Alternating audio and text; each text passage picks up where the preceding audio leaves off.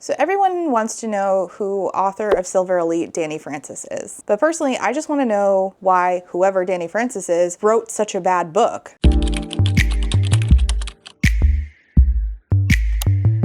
Hi, my name's Rachel, and today we're discussing Silver Elite by Danny Francis, which, like Corinne, is written under a pseudonym for an anonymous author, and everybody's been wondering who that is. Listen, I read bad dystopian books for sport. I have done this since before I had this channel. I love a bad dystopian book. I think it's fun to read bad dystopians, but normally when they have right-wing rhetoric in them, whether that be like very overt or kind of covert, it is because they're like these two books that I read recently in the last like 6 months that I have reviews on, where they are written by fundamentalist Christian women who are doing Christian persecution complex in a dystopian place where the Christians are so persecuted. What a horrible dystopian nightmare that Christians are really living in. Silver Elite does not seem to have Christian rhetoric in it, but there are some right-wing alerts, little hints in here, some red flags, and they do feel icky. I had the weirdest experience finding out about this book. I found out about it from Book of the Month, and it was like a day turnaround. Like I got the book, and then suddenly like the next day, everybody was talking about it, where previously I literally had not heard a single thing about the book from anybody on the internet. But like it really was like a 24-hour period where suddenly like this went from I heard nothing to I couldn't stop hearing about it. And suddenly everybody was trying to find this author's identity. I just want answers about the content personally. I don't need to know who it is. You can answer anonymously, but I do have questions. No matter who wrote it, it's not good. It was a really weird reading experience because with dystopians, the author's beliefs like inevitably come across. And this one, you're having this very jarring experience wondering why the author wanted to write The Hunger Games but spicy, weird, but then it seemingly does not align with the politics of like The Hunger Games and Suzanne Collins at all. I tandem read this on physical copy and audio, and in order to like try to fully wrap my head around it, I wanted like the most immersive experience, and yet still I have more questions than I have answers. And I listened to this on the best headphones that I have ever had in my audiobooking career, which is actually today's sponsor, which is Raycon. Raycon's everyday earbuds are the best earbuds for audiobooking, and they just got even better with their upgraded model. These feature active noise cancellation or ANC mode. My house is loud. I have 2 kids. They're about to be out for summer, so it's going to get even louder.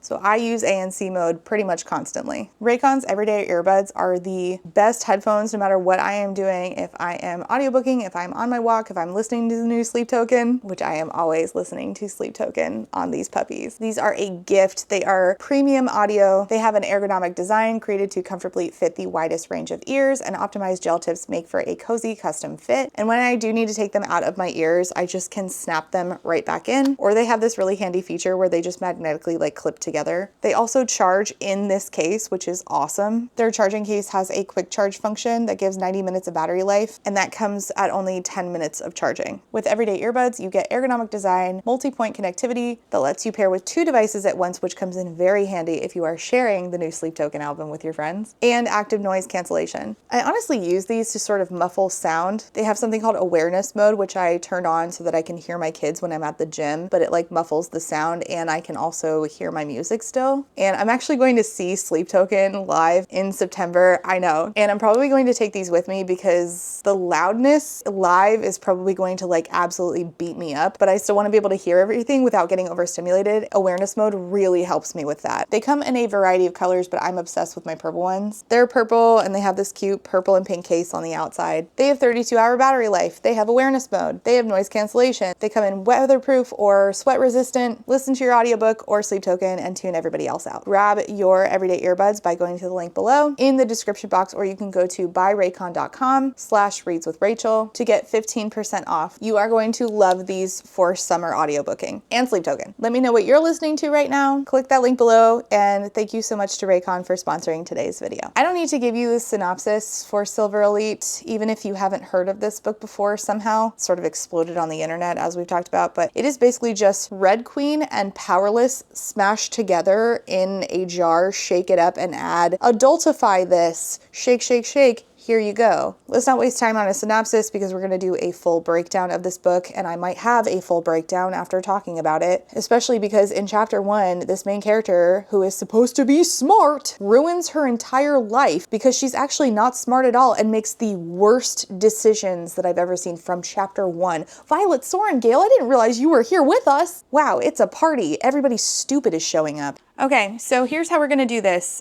Similar to how I originally started reviewing 4 Fourth Wing. I got a physical copy and I have been making notes in the margins while I listened to it in my headphones, and I kept having to pause to underline, to be honest, because I have so much that I need to underline.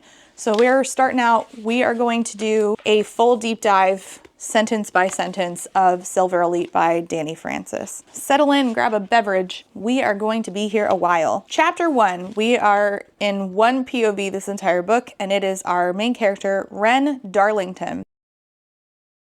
I grew up in pure, unceasing, suffocating darkness. I'd like to say that's an exaggeration, but it's not. That pretty much sets the tone for how the narration is going to go. It sounds really juvenile, and this main character is pretty juvenile. I really and truly do not like her. So it explains in the beginning that when she was 5 years old, her uncle smuggled her out of the city and took her to live in the Black Lands, the place of children's nightmares, a forest of perpetual darkness. There's a black, ominous mist rising from the earth and hovering far above the top canopy of the trees. There's a lot of skeletons out here. They spent 3 years in the Black Lands, so when she was 8 is when they left. And it says, by the time we returned to civilization, Thea and I were old friends. These days, a predator could lunge for my throat and I wouldn't blink. And what I wrote was, LOL, we'll see. And you know what? I was right, because this main character is impulsive and jumpy. She doesn't think anything through, which doesn't make sense for the way her uncle raised her or her time in the Blacklands. I mean, that's how we set this up, but okay. We also don't hear much about the Blacklands after that. After this, like, it gets brought up in passing. We're actually gonna stop midway through, okay? I'm gonna split this into 2 parts, and up to midway through here, there is no explanation of the Blacklands other than what we just got. When you're petrified on a daily basis as a child, there aren't many things left to fear as an adult, except perhaps awkward conversations. I would rather fight a cougar barehanded than subject myself to an uncomfortable exchange, truly. And my note just says, a millennial wrote this. Again, I am also a millennial woman. Cringe recognizes cringe. So she is in the temporary quarters of like an inn of a soldier, because this woman exclusively, when she has schmecks, only has schmecks with soldiers, which is a really weird choice for a person who grew up in the Blacklands and should know better than to make bad choices, but okay. It mentions early on, second page, that she has burns and her scars remind her that the past is real. And anytime that she gets naked with a dude and they ask her about this, she says that a pot of boiling water spilled on her as a child, which is sort of what happened, but what really happened is that the mark that identifies her as a person with powers was burned off of her by her uncle. It's currently Liberty Day, and there aren't a lot of things worth celebrating on the continent. It's probably some sick irony to have a bunch of modified people, modified capital M, drinking, dancing, and screwing to celebrate the anniversary of an event that led to their own slaughter. So the soldier that she's just done the nasty with is like, you're not gonna run out on me, are you? And she is in fact trying to run out on him, which seems, again, like a terrible fucking choice. I don't know why you would sleep with men. I don't know why you would sleep with men who could be volatile, who are in that position of power over you. Again, this seems like such a bad choice. And at first it says, I try not to make a habit of falling into bed with anyone in the command, the continent's military. The continent, of course, every book now just names their continent the continent. But their impermanence is a major draw. Soldiers can leave the base 3 times a year, which means they'll never be anything but temporary. He says to her, you look like pure smoke right now, which I think is slang for looking cool, because she picked up a rifle because she's a gun girl. She's a regular Annie Oakley. She's so cool. And that was one of the first red flags in here. I was like, this book loves guns, doesn't it? This book really, really loves guns. You don't see girls with guns in the city. He's right, you don't. That's the main reason my uncle settled us in Ward Z, as far west as you can get. Professions tend to be ranching, farming, and citizens are allowed to own weapons. It's just kind of odd because it's like, it sort of shits on like gun registry here, or at least it seems that way. So again, like, this just feels like the way it talks about guns is kind of wonky. So it says that her uncle settled them in Ward Z, where the majority of the jobs are farming and ranching. Citizens are allowed to own weapons, but they're all registered and fully accounted for, of course. You can't get a license without extensive testing to prove your competence, but that wasn't a problem for me. I received my weapons approval when I was 13. I'm beyond competent. More than the testers were even aware. Uncle Jin warned me to tone it down on test day. So it sets up that her uncle like tries to get ahead and like not, tip people off that she's special.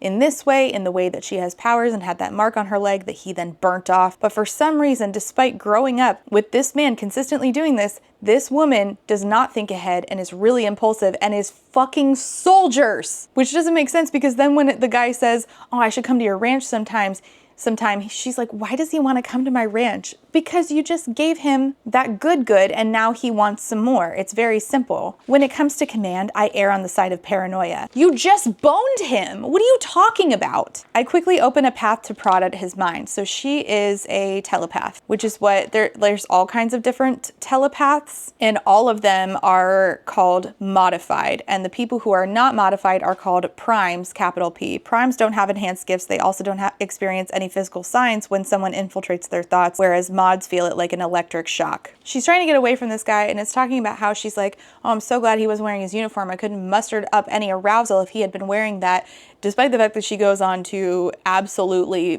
boink her captain later in the book, who is most definitely a part of the military, makes out with another guy who's wearing the same uniform. Like, this is nonsense. Like, all you needed to do here was to set up the dichotomy of like the classism here, where it's like, he doesn't know that I am of this supernatural class and he's classist towards me and I hate him for it. Instead, it's just like, man, good thing he wasn't wearing his uniform that shows he's a classist piece of shit. Otherwise, I wouldn't have gotten corny. Like, are we for real? From the jump is shown to have basically no moral values. And then it tries to assert that she has some, but it just reasserts the same thing that we said back here. I try not to make a habit of falling into bed with the military. Then it says it again, outside the occasional induced soldier romp. Occasional, you just said, I try not to make it a habit. I don't know why you would do it in the first place. I hate these assholes, but most of them hate me right back. They're dedicated to wiping out people like me, the aberrant as they call us, or silver bloods when they're feeling nice. Why would you ever bone somebody like that? Immediately, this just gives me the ick. This is like if I'm thinking of a real world example, like personally, you would never find me sleeping with a guy who espouses the ideals of like Andrew Tate. Like, if a guy is calling women females and saying that he's a high value man, instant no. And it doesn't matter what he's wearing or what he's espousing at the moment.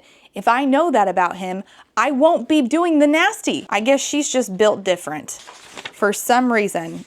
So the aberrant is what they're called when the primes are being mean, but they're also called modified or silver bloods because when they use their powers, their arms, like their veins, I guess, light up silver, except not her, because she's a special. And the reason that the modified exist is because a war 150 years ago released the toxin that made us like this. We didn't have a choice in the matter. And of course, we do the thing where it's like, how do I describe what my main character looks like when I'm in first person? I know, I'll have her look in the mirror. The reflection in the mirror shows a flush to my bronzed skin, but sex will do that to you. My eyes reveal my impatience. The soldier lauded their color several times tonight. Honey brown, speckled, specked with yellow gold. Specked? Is it specked or speckled? Apparently she looks like her mom, according to her uncle, but she doesn't know her mom. She was sent away by her mom when she was 5 years old. She sneaks away from the guy, goes into a different room where there's another guy who comes up behind her and is like, don't move. A male voice says. My fist slices upward and connects with a hard jaw. So did she punch like this? The owner of that jaw doesn't even flinch. He disarms me. Who the fuck are you? He growls in my ear. Oh my God, we found the love interest. It's the guy growling. Every time. We're on page 8, by the way. The words die when I lift my gaze to his face. Oh, I think I picked the wrong candidate for tonight's activities. This guy is ... inconceivably attractive. Inconceivable! His hair is dark, swept away from flawless, symmetrical features that could have been chiseled out of stone. Just the right amount of stubble shadows a strong jaw, and one corner of his mouth bears the indentation of a dimple. Well, we've gotten a paragraph describing a guy, so if the growling didn't sell you on it, certainly the long-ass paragraph will tell you that we've found our love interest. If you're here to kill me, you're not doing a very good job of it. Kill you? That's not why I'm here. You sneak into my room in the middle of the night with a gun and I'm supposed to believe your intentions are pure? Believe what you want. I'm not here to kill you. He's like, well, I'm not interested. I've gotten my fill tonight. You should have stopped by earlier when my guest was here. Could have made a party out of it. Seriously? I'm not interested in that either. I'm hiding, asshole. So immediately, she thinks that this guy's an asshole. Just for, I guess, saying that they could have had a threesome. I don't know. Like, I'm just not really like, you broke into his room and he was saying you guys could have had like a consensual threesome. I don't really think that makes him look like makes him into an asshole. It just makes him sound horny. I don't get it. But anyway, she hates him now. They've done it. We've done enemies to lovers all of a sudden. But don't worry, we're still going to be told how attractive he is for the rest of the fucking book, including now. His body is surreal, big, broad, and sleekly muscled. I bet he looks spectacular naked. He asks why she's armed. She says, I'm a rancher, which he probably could have guessed because they're out in Ward Z where all of the ranchers are. But okay. What he should have asked is, give me your name so I can look up that you have a permit, but okay, sure, whatever. We're just trying to get to the sex in a hurry. I try to capitalize on his distraction by thrusting my knee upward into his groin. He reacts without even blinking, grabbing my leg. And I'm like, why are you fighting him? Why don't you just say, am I free to go? Also, can't you get in trouble for fighting a soldier? I don't understand. Anyway, he has her pinned on the floor and she's like, I can't say I regret it considering the result. It got you on top of me. I wasn't interested before, but now. And then he's laughing. The bed sheets are tussled, probably thanks to whatever he and his companion were doing earlier. Companion is in quotes, by the way. I don't know if I'm jealous of the girl or with his charming personality, feel sorry for her. We are speed running to feelings here. What do you mean jealous? You just met this guy 10 seconds ago, quite literally. She's trying to figure out who this guy is, and I'm like, why? Isn't he just another soldier? Why the fuck do you care? Why is he in Hamlet if not for Liberty Day? It's rare for travelers to be passing through. Wait, does she not know that he's a soldier? Everything west of Ward Z is underwater and there aren't any communities on the coast. She tries to invade his mind, but he's heavily shielded. And that's what clues her in. This man is either modified, a soldier, or a civilian prime who for some mysterious reason has mastered the skill of protecting his thoughts. Now, I think that's interesting. Wouldn't the government want to protect all of its citizens from having their thoughts invaded? And that way they could like tip off, like if they figured out that their thoughts were being invaded, then they could like tip off the government that primes or modified or around. I don't know. Anyway, they banter, but then the guy who she previously slept with is like, Ren, where are you? Better go now, Ren. Might be able to make it to the front door before your boyfriend catches you. He's not my boyfriend, and I'm not going anywhere without my rifle, because he has her rifle. He hands it back to her and she says, nice meeting you, asshole. He's an asshole for that? I mean, you fuck soldiers. Like, I'm going to say that like 15,000 times in this video. You bone soldiers. So she tried to get away from the guy that she boned, and she's like, I'm sorry, I'm just really bad at goodbyes. I really do need to go. One of our fences came down during a storm, and my uncle will kill me if I'm not up at the crack of dawn tomorrow to mend it. He's like, when will I see you again? Goodbye. But when will I see you again? Oh, never. Never! So he makes her pull out her communication device so that they can like exchange info so that he can contact her. No mod in their right mind would use a company device to communicate, not when every word spoken or typed is recorded. Same goes for Nexus, our online network. Intelligence agents monitor everything, but they don't really need this because they just communicate telepathically with each other. Convenient. So she's leaving and she hears music that says it's accompanied approved melody from the communication board. All media needs to run by them before it's released to the citizenry. This does not come up again by halfway through, which is really shitty because I would have appreciated some world building in regards to like how the government runs and how, whether I just like any information would have been good about the government. That's why I think the Hunger Games does this so much more successfully than this book, because like just like she goes to the city and Katniss goes to the capital, we are like deeply immersed in capital culture, and Katniss is like horrified by this. This girl just goes to the military academy and flirts with her captain, who we just met a second ago. And that's basically it. Like, that's the book. And it's way longer than the Hunger Games for no fucking reason. It's not like we're doing any world building. We're just doing flirting. It says even primes detest the heavy-handedness of the general, the way he controls every aspect of our lives. But then there are also diehard loyalists willing to betray their own mothers for a brisk nod of approval from that man or his sycophants. Like, one guy in her ward turned in his own mother after finding out that she was modified. After one slip up around her son, he reported her. She's actually going to run into this guy later at the military academy. Mods who turn against their own, the sympathizers who serve General Redden in Sanctum Point, these are like the traitors. She considers them to be like the worst of the worst. And I'm like, so the mods who save their own skin, not that I agree with it, are worse than the soldiers you bone who kill mods. Sure. No, that's fine. Yep, you're right. got it. She runs into her best friend, Tana. Tana's father runs the only drinking establishment around, and Tana is also modified, so they link together. All telepaths have their own unique signature. It's your essence, a surge of energy exclusive to you. You gotta stop screwing the soldiers, babe. So this implies that she does do this more than once. So it's not, I try to avoid it. You don't. Even your best friend just said you don't. I don't know why you're so impulsive and terrible at making decisions that make sense, save your own skin, but you are. With her dark skin, those veins tend to look even brighter when they're glowing compared with lighter skin mods, so Tana is always wearing long sleeves, which you would think that like the government would ban long sleeves so that they could tell whose skin lights up silver, but all right, sure. No, it's fine. They just ban songs, but not long sleeves. But again, Ren doesn't have to worry about that because Ren's skin does not light up. It's been more than a century and there's still so much nobody understands about people like us. There's no tried and true formula with modified. The veins in our arms glowing when we're using our powers get us called silver bloods, but then a rare few like me don't fit that mold. I can't deny it makes me, well, not to be cocky, but invaluable. I'm like, so you understand that you're valuable, probably to the resistance, but instead of, you know, keeping yourself safe so that you can use that value to save other people like you, which again, like you're mad at traitors, right? Instead of using your unique set of privileges to save other modifieds, you're screwing soldiers.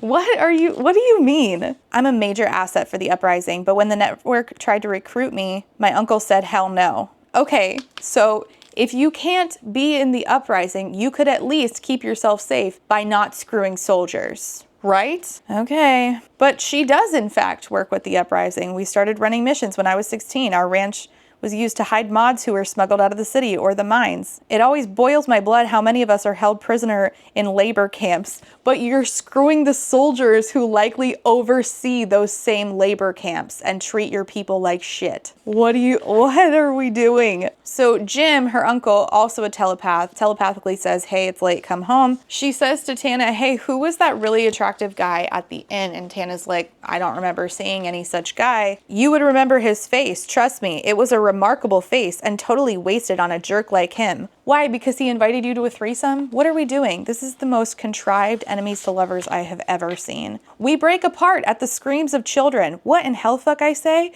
It's that damn white coyote. There's white coyotes. I don't know why we have to specify. And then this is a jump scare for me, but my name is in this book. It's even spelled correctly.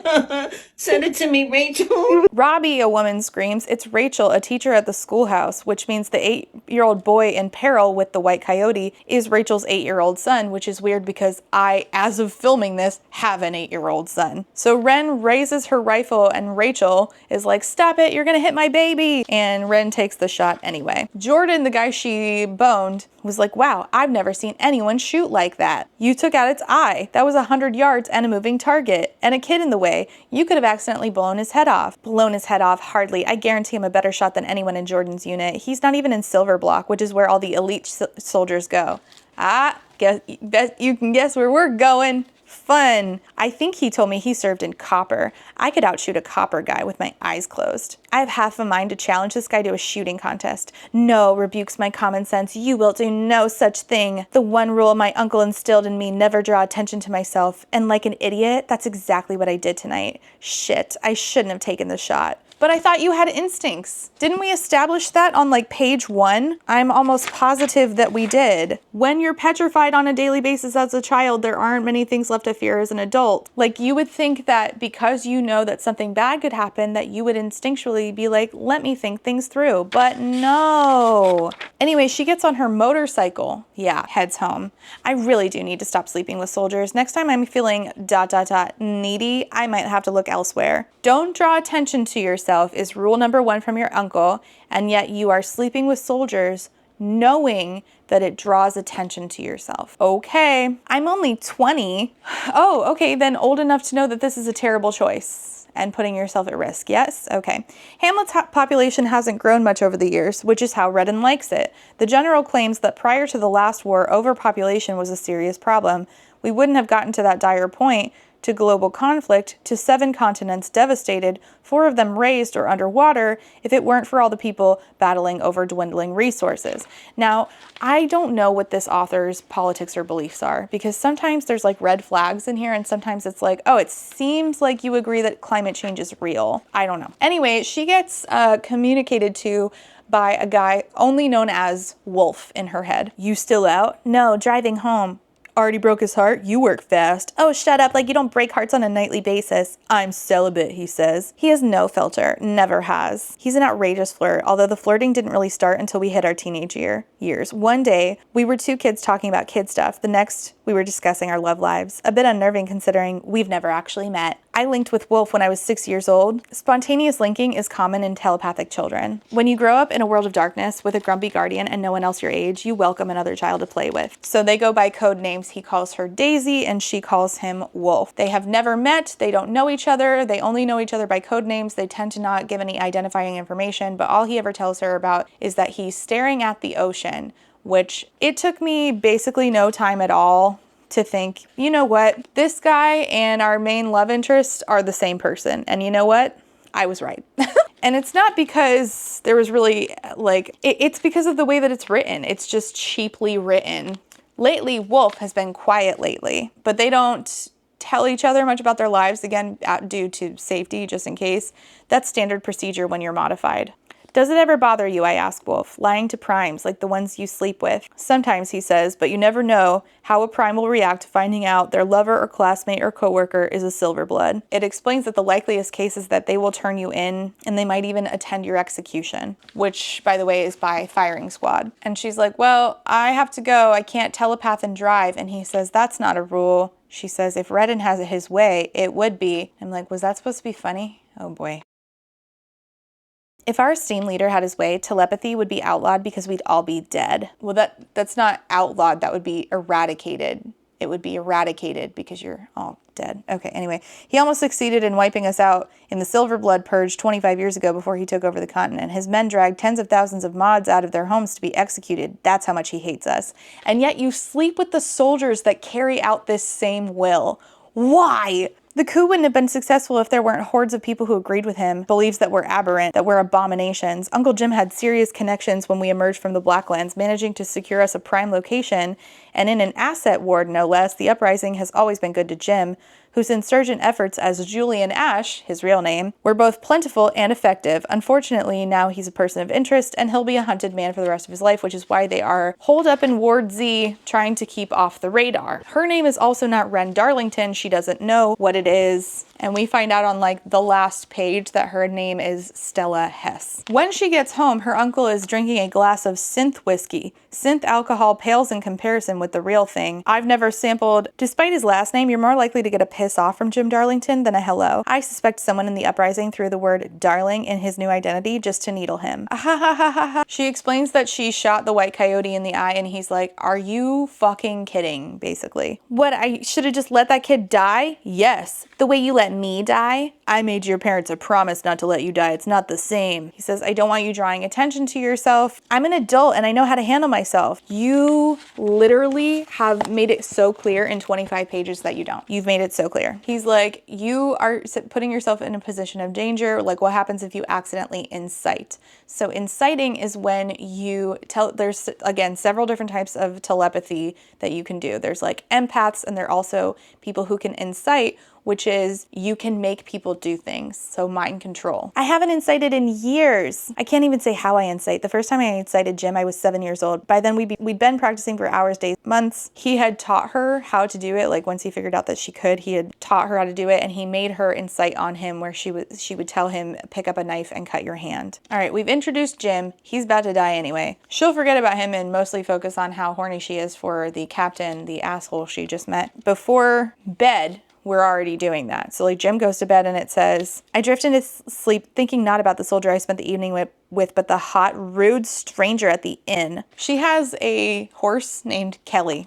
Anyway, she's out working on the ranch, riding around on Kelly. And Jim telepathically tells her, don't come back here. Stay away from the house because command, which is the military, is here. It's several yards away, but mods have perfect eyesight. I don't know why. So like on top of the telepathy, they just also have perfect eyesight, which again is like a thing that, you know, the military and the regime could use to figure out who's who. They're like, oh, you don't wear glasses? All right, I'm going to check you for a mark. I'm going to test you. Like if they're really dead set on eradicating these people, I feel like they're not doing a very good job at it. Not that I want them to, I'm just telling you that there's logical holes here. And Jim's like, well, they came to watch you shoot. And he's like, all right, you need to go turn around and find your best friend's dad, Griff. He's going to take care of you. And she's like, so they recognize you. They know that you're Julian Ash. And he says yes. And they arrest him, throw him in the back of a truck and drive away. So she calls telepathically her friend Tana and says, hey, they took Jim. And she's like, why didn't you warn me? Why didn't you project to me? Because one of the other telepathic things is you can project an image if you're a projector from your mind into somebody else's mind. And Tana is one of those. Whenever soldiers arrive in the village, she projects their faces for us. And if Jim has a trace of recognition, he rides into the mountains while I inform them that my uncle is out. And Tana's like, I was asleep. I was hungover from Liberty Day. And it didn't occur to me that there would be an inspection. And it just now occurs to our main character, Ren. Oh, it wasn't an inspection. Uncle Jim literally told me they came there to watch me shoot. Because I was stupid enough to fire my rifle in front of a soldier. This is all my fault. Correct. It is. You are really bad at keeping yourself safe despite the fact that your uncle raised you to do so. And in fact, you lived in one of the most dangerous places on the continent where you learned to keep yourself safe. But no, you're stupid and make really stupid choices so that we can make a plot happen, I guess. They left one guy behind waiting for me. And she's like, all right, well, Uncle Jim and I are drowning in contingency plans. And I'm like, you're drowning in contingency plans, but not preemptive plans? You fuck soldiers! She notices that there's a drone and there's rarely any drones in Hamlet where she lives in Ward Z. Oh, Hamlet, Hamlet, Hamlet, Hamlet, Hamlet. Until the famous Julian Ash was discovered to be hiding out in this small inconsequential village, thanks to me. So then she uses a tunnel to get out. Ironically, this is a prime tunnel because at the end of the day, it doesn't matter who your leaders are, they're all assholes. President Severn, who ruled before General Redden, who's currently in charge, was a mod who believed we were a new superior race. After decades of being persecuted themselves, he and his followers decided it would be a good idea to do the same to the primes. Fools. Nothing good ever comes from the notion that one group is better than another. I can't stand General Merrick Redden, but I don't hate all primes. Good ones do exist. And something about that makes me uncomfortable. Something about the way that is written is giving me little red flags. So they're trying to figure out where Jim would have been sent. Might have been sent to one of the camps. Uncle Jim would slit his own throat before he allowed himself to become a labor slave for the company, which are like oligarchs who run part of the government, sort of. There's like the company, the continent, the command. Everything starts with a capital C. The network has a safe house. We can put you there. And she's like, no, I don't want the network to help me. I want to go rescue my Uncle Jim, which was really stupid. Again, this main character makes the absolute worst plans, despite the fact that it literally just said a page before, Uncle Jim and I are drowning in contingency plans.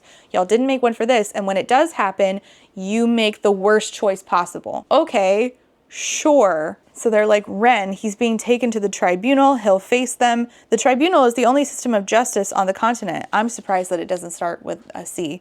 Comprising a small council of men and women who decide the fate of an accused, usually on the spot and with very little background to go on. Anyone found guilty is sentenced to either death or labor. The only time the tribunal sets a guilty person free is if that person happens to be one of the general's loyal supporters. These crimes get a slap on the wrist and a stern don't do it again. Now, if this has any undertones like related to real world politics, that could be talking about anybody. So I don't know if that's a dig at Trump or if it's a dig at, I don't know, maybe Joe Biden or something. I could be talking about anybody. I genuinely don't know. A lot of this is like very contradictory, which like feeds into the idea that maybe this was written by AI. I don't think I believe that, but I do think that if this was written by a person, then they don't really know what their beliefs are. They're a fence sitter. Or they lean right. Like they're sitting on the fence, but they're going like this. So Griff, Tana's dad, contacts the network for her, and the uprising has conveniently infiltrated every level in the company, including intelligence, capital I. Our operative hacks into my file to lift the flag on my ID. Under the guise of a system glitch, it will reset itself in 6 hours. Wow, how incredibly convenient. Several decades ago, someone in the government tried to implement microchips embedded under the skin, but not only did the chips fail to work on modified people, something about the human body's natural electric impulses kept shorting out the microchips even in primes. Okay, sure, I guess we'll cover that base. Command would have brought Jim in one of their jets, not the train. He might have already faced the tribunal by now, and she's going to take the train because that's the fastest way that she can possibly get to her uncle. What's her plan after that? Nothing. She doesn't have a plan after that because she's stupid and makes bad decisions. She gets to the capital city, essentially, where Jim is being held. She links with Polly, her usual handler from the uprising. Polly says, your contact is going to be waiting outside. She's a prime, meaning she has no powers. And then your silent contact, so that is a modified person, is Declan. He'll be your handler. So she asks Polly, is Jim dead? Not yet is the response that she gets. She opens a path to Declan, her handler, and he's like, how did you open one so fast? And I'm like, is she really that special? You're the uprising. You likely deal with modified day in and day out, and yet this girl is the special? Okay, sure. I always forget that there are others whose powers aren't as strong as mine. Well, clearly yours must be like the most special because this guy from the uprising has never met anybody as powerful as you. So her uncle met with the tribunal and they found him guilty of treason and concealment, and they know that he was concealing the fact that he is a modified because a woman named Jade Valence recently joined the tribunal. Now, this is weird because, I mean, if you literally take out some letters, her name is JD Vance, which is so weird. I literally just wrote here on the margins, LMAO, JD Vance. She's the most powerful mind reader on the continent, but you know who got out of it when JD Vance tries to read her mind? Our main character, Ren, of course. She's also a prime loyalist and a traitor to her people, serving as General Redden's right-hand woman for more than a decade. So she's General Redden's right-hand woman, but she just recently joined the tribunal? Why? A decade, and it took her till just now to join the tribunal? Okay, I guess. She started working for the company when she was only 17 and is rumored to be cold-blooded and highly intelligent, and has an ability to penetrate almost any shield. So she thinks, well, if JD Vance, I gotta stop calling her that, if Jade Valence looked into my uncle's brain, then she probably knows about me, right? And then she never thinks about this again, despite running into Jade Valence twice. So Jim is sentenced to death by firing squad for the next day. She's like, okay, dope, we'll organize a rescue mission. And they tell her, no, there's no rescue mission. He was compromised years ago. He can never be an asset when enough primes are still alive to remember his face. The people on top have been conferring about this all day. If there was a way to save him, they'd do it, but it's too dangerous. Which is like objectively true. She goes in there with no plan, fucks up, and she kills her own uncle. Technically, does she deal with the fallout of this? Nope, she doesn't. She does not deal with that at all. She just basically like gets over it and then tries to ignore the fact that she regularly engages in thoughts of how hot her supervisor is. Get that hotshot pilot of yours to bomb the shit out of something and create a distraction while we rescue Jim. Grayson Blake is too important to our cause to jeopardize. Now, this is the last time you hear Grayson Blake's name. Again, I'm splitting this review into two parts, okay? So just for part one, Grayson Blake never comes up in all of this. Okay? Nobody on top is going to allow Blake to fly over command and expose himself like that. Then what the hell is it good for? I've been hearing about the dastardly feats of this ace pilot for almost 2 years now. Man, I wish I could hear about them. Could I hear? Could we get some information? No? We're just going to hear how hot and muscly the supervisor is? Great. Love it. That's world building. How incredibly immersive. So she's told, okay, well, Julian Ash is beyond rescue. You're fucked. Why aren't these people more concerned about Jim? When did we become dispensable to our leaders? I don't want to hear about your complaints about the uprising.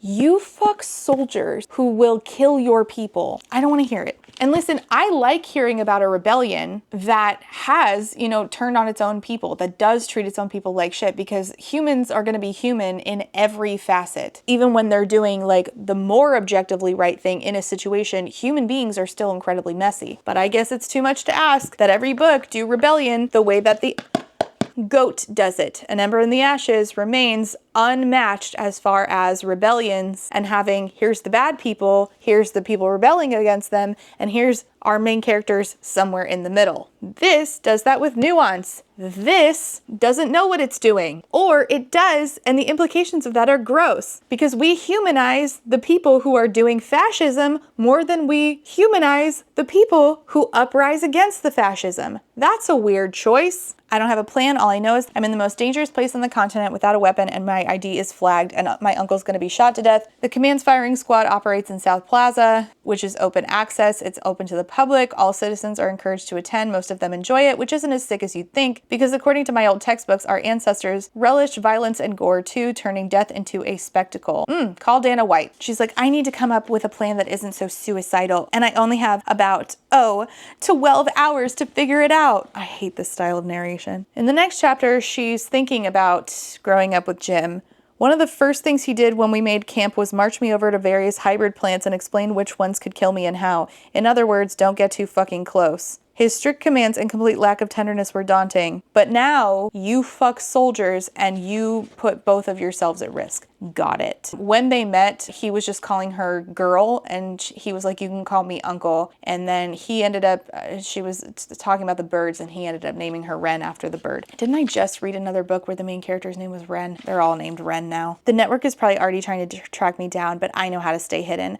I grew up in the dark after all. I'm a shadow. You're not a shadow. You in broad daylight are fucking soldiers. I'm gonna keep saying it because it doesn't make sense. You caused this because you're stupid. She gets to the place where he's going to be executed. He is lined up, ready to be executed. She links with him and she's like, how do we stop this? He says, we can't. You shouldn't be here. It mentions that her mom was also shot for treason. She was a colonel in the military, the command at the time. They ask him, do you have any final words before they shoot Jim? And he telepathically says, I love you, Wren. I hope you know that. He doesn't say anything out loud. She then starts to incite, and she's inciting the soldiers, put your guns down. So half of the squad puts their weapons down, and then slowly the other half does as well. She tells them to raise their guns to their own heads. One of them says, I can't stop this. Someone else is controlling me. She starts to see strange flecks of gold dust swirl in her field of vision. She tells them to pull the trigger, but then her control snaps and they pull the trigger at her uncle. So she basically killed her own uncle. Incitement is also punishable by death, just like concealment is. And so now they know that there is an inciter in the crowd. But because she doesn't show silver when she channels or does her power or whatever it's called in this, nobody knows if it's her or not. So she decides to run, making herself look incredibly guilty despite the fact that nothing points to her guilt at this point, and she gets arrested because she's a fucking idiot. There's a bunch of people in the room now interrogating her, including the hot guy from the inn. Oh, I'm sorry, she calls him the gorgeous jerk from the inn. He's just as attractive as I remember, taking up all the air in the room with his broad frame and stunning face. It irritates me. You just killed your own uncle. You just killed your own uncle. I don't think that this is, I don't care how hot someone else is. If I kill the only family member that I have, accidentally or not, I'm not thinking about how hot somebody is. It's just not on my list of priorities. This is so incredibly inhuman. All we're focusing on for like the majority of this book is how hot this guy is. So the three people in the room with her are Tyler, a woman, Tyler Struck, Xavier Ford, and she doesn't know that, we're just going to call him Hot Guy for now. His name's Hot Guy because he doesn't introduce himself. He continues to stand in silence, his demeanor impossible to decipher. Bored, annoyed, I can't quite tell. She puts out mental feelers. Telepathy and mind reading always start the same way. You open a path. The former only works with mods as our brain comes equipped with that second frequency Jim taught me about, because everybody has frequencies in their brain, but people who are modified have two frequencies. Their shields are so thick, it's like slamming into a brick wall. These people aren't regular soldiers. They're not like Jordan from Copper Block. They're Silver Block. That would be my guess. So they're like, how are you able to incite 8 minds? And she tries to play it off like, how on earth did you come to the conclusion that I was the one that did that? First of all, I'm not aberrant. They're like, your uncle was a deserter of command. She says, bullshit. They're like, that was Colonel Julian Ash. And she says, no, that was Jim Darlington. Really trying her absolute hardest to play this off. He fled not long after losing his entire unit in a bombing at Sun Post, which we are going to find out about what exactly happened at the very end, and it's supposed to be a big twist, but I don't care because we spent the entire fucking book talking about how hot guy is. Ren Darlington, you didn't exist until you were 8 years old. She's like, yeah, well, Uncle Jim found me somewhere. You have my file, you have all my mentalist reports, which I don't really understand what a mentalist is, other than, you know, that TV show with that one guy, but okay. Nobody knows exactly what happens to my parents. They may have died in an aberrant attack. They're like, well, your uncle Julian Ash was not a good person. She's like, Jim was a rancher. We lived on a ranch. He's not Julian Ash. So they're like, oh, you were a rancher? Tell us about your ranching life. So she does. And meanwhile, she's also staring at Hot Guy, and he has, guess what? Tattoos. Oh my God, I'm shocked. A man with tattoos? Where have we seen that before? Certainly never in every single book that I'm reading. Oh my God. Why did you run then? They ask her. Because you killed my uncle, she says. What an absolutely stupid answer. Jim is not a Fecht. They're like, his fingerprints confirm that he's Julian Ash. She's still trying to play it off like, no, you're all lying to me. And then she demands from Hot Guy, hey, Mr. Silent over here, got nothing to say? Who are you? And he says, I'm the one who decides whether you walk out of here alive, which I'm not really sure why he's in charge, to be honest with you, but okay. Anyway, she can't get a hold of Tana. She doesn't know what to do. She can't contact the uprising, and in walks J.D. Vance. Jade Valance, sorry. Even Uncle Jim's shield couldn't hold up to J.D. Valance, Jesus Christ. It's no secret why the general, who ranks mods on the same level as rabid rats that scurry in the Point's alleys, chose to swallow his revulsion and allow Jade into his inner circle. She's too powerful a tool not to use. Proof of that is literally written on her face. Her blood mark sits high on her left cheek. It's a perfect red circle about 2 inches in diameter and a stark contrast with her lily white skin. Now, our main character's blood mark was on her leg, and her uncle poured boiling water onto it so that she wouldn't be known as a person with blood marks. Now, this, is the mark that says whether or not they are modified. Now, my thing is, wouldn't they start checking regularly, checking for whenever these blood marks manifest, I forget. Wouldn't they regularly start checking to see, all right, do you have a blood mark? Do you have a blood mark? Do you have a blood mark? And then if they do, then therefore they're modified and they are sent to a camp or whatever the fuck. But no, the government just ignores that, I guess. So she thinks of Jade Valance as a traitor and a sympathizer, which she is, but again, if it's supposed to sound like J.D. Vance, then calling her a traitor and a sympathizer is, it's another thing where it's like, all right, so what are this author's politics? Jim told me there was a study conducted on modified brains that once determined that there was no difference in the number of thoughts that a mod held in their brain compared with a prime. That same study revealed we think about 10,000 thoughts a day. So her Uncle Jim has trained her not to respond to the electric shock that happens when a modified talks to another modified. Jade Valance doesn't, I'm going to keep calling her J.D. Vance, oh Jesus. Jade Valance doesn't have to say anything. She is just going to pour through Ren's mind. And of course, Ren has the most perfect plan where she's locking down all of her thoughts and only feeding certain ones to her to keep up the pretense that her mind is being read. So she's thinking thoughts but what if Jim was aberrant? Was Jim a goddamn Fecht? So Jade looks at Hot Guy and says, she's clean, do with her what you see fit. I actually did it. I fooled Jade Valance. Why did my shield hold up against Jade when Jim's didn't? Well, if I have to guess at this point, it's because you're the special. It's either you're the special or Jade Valance is secretly not a traitor and is a double agent. Either way, I don't care because this book doesn't make any goddamn sense. This person is so stupid. All right, so Hawkeye says, put her in stock C until I'm ready for her. Until he's ready for me, because that isn't ominous. I love the narration here. It's so good. It's great. It says that some people find power addicting, but she doesn't want the ability to incite. So, with great power comes great irresponsibility. While in prison, in this cell where she's sitting to find out what her fate is, Tana, her friend, does reach out to her. She lets her know that they killed Jim, and now Hamlet, the town they're from, has been flooded with soldiers. Oh, Hamlet. Tana's like, they said that there was an inciter at Jim's execution. Ren decides not to say anything about her being an inciter, which is weird because if I were at this point, I would assume that the uprising didn't come for Jim and isn't going to come for me either, right? So I would try to use whatever I could to bargain my way out of this. I did incite. I'll incite for the revolution. Let me the fuck out of here. Come get me. Also, when I channel, there's no silver on me. You need me. Come get me. But instead, Ren's just like, I don't know. I don't make plans. I just fuck soldiers and do whatever I want. I also have something to say.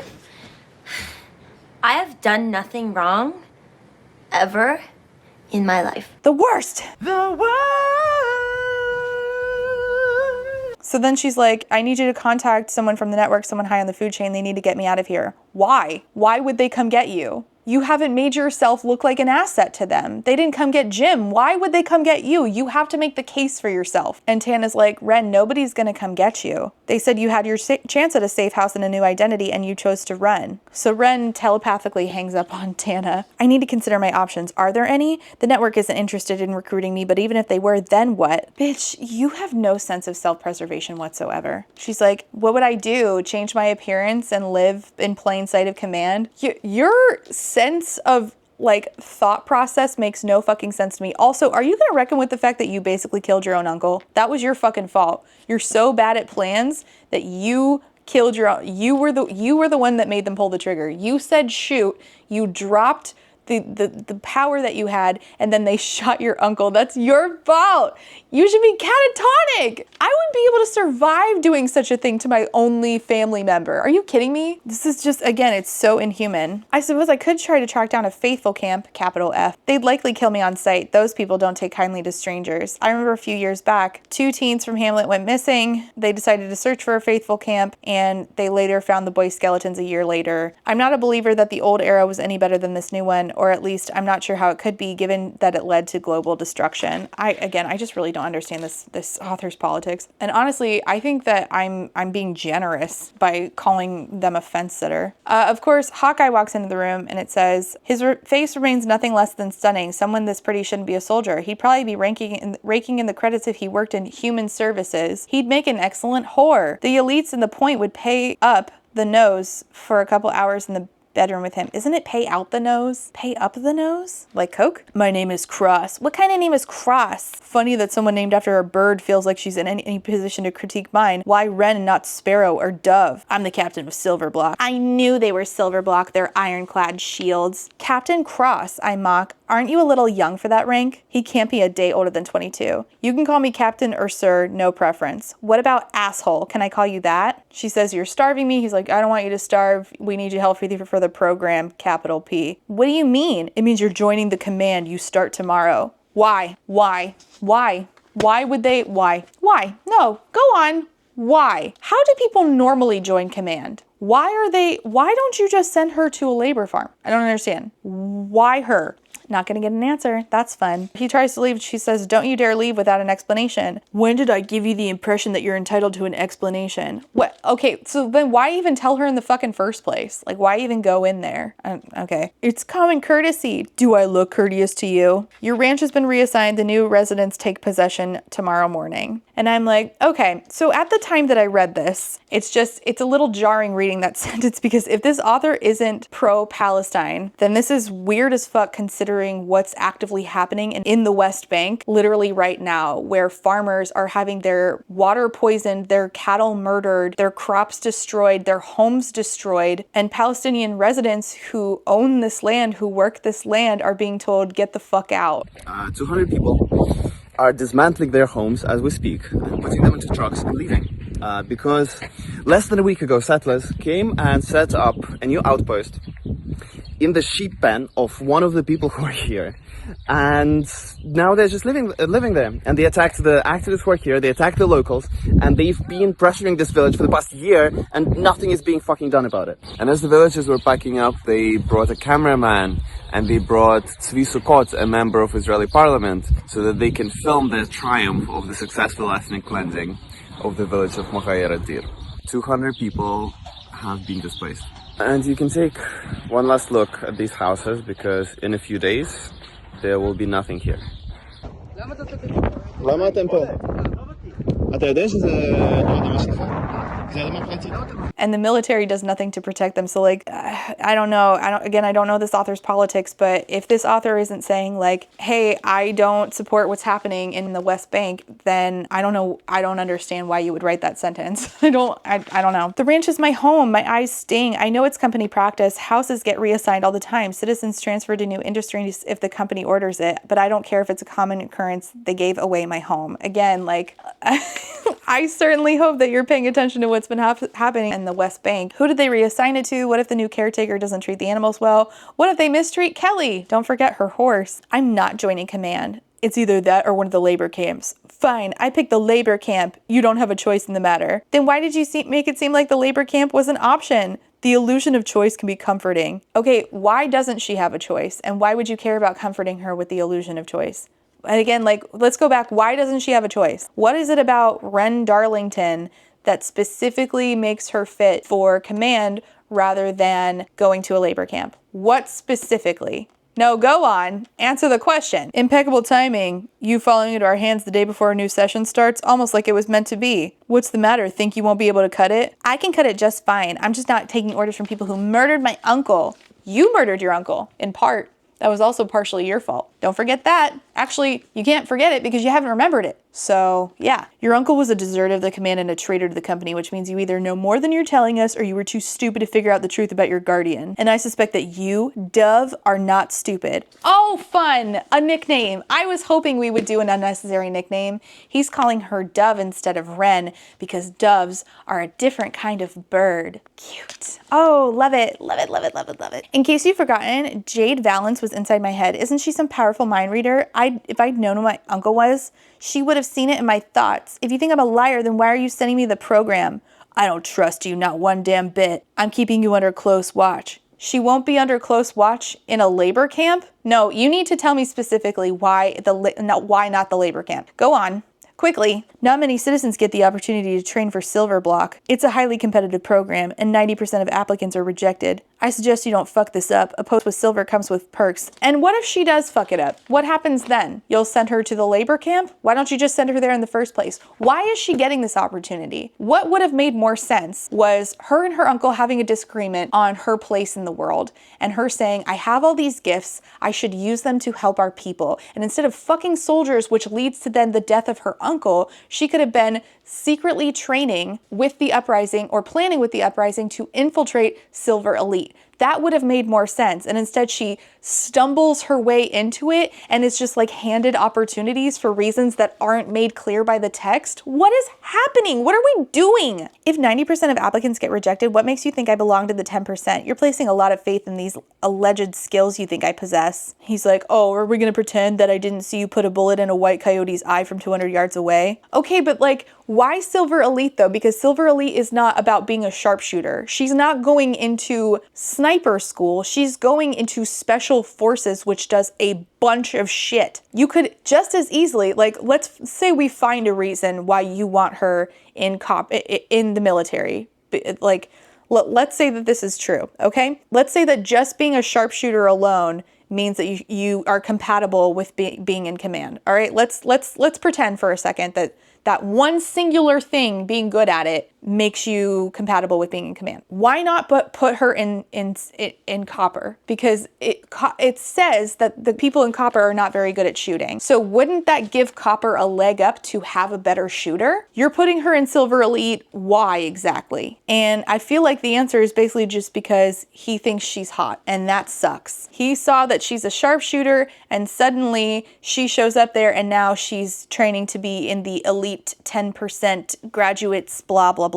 It could have been that she enters and then slowly works her way up, but no, they immediately put her in the best of the best, only for her to then fail until she decides to try. This is so stupid. Did you truly believe I wouldn't follow you after you left the inn that night? Ew, why? Why'd you do that, weirdo? I feel Wolf trying to link with me later. Are you crying? No, I think I'm falling ill. I'm glad you reached out. I need a distraction. What are you doing right now? I'm looking at the ocean, he says. One of the few details I know about Wolf's location is that he's near the coast, and I envy him for it. This is it trying to lead you away from what is true. He's not at the coast. He just says that he is always staring at the ocean. Is it choppy? Calm? Calm. Not even a ripple. Daisy, why'd you have a bad day? I don't want to dwell on it. Tell me more about the ocean. I can't believe that these people didn't find out that they were telepathically communicating with each other sooner. Honest to goodness. She's like, all right, I'm going to find a way out of here. Until then, I'll sit tight. I'll protect my identity. No big deal. My name is Wren Darlington. I'm not a mod. bad. At this point, I realized that we were going to spend an awful lot of time at this training complex in the city. And it was at this point I realized that I have very little sense of atmosphere. And again, we're just going to keep it to what's happened in the first 280 pages. So in the first 280 pages, very little sense of atmosphere. So she walks into the room, you know, for recruits on her first day,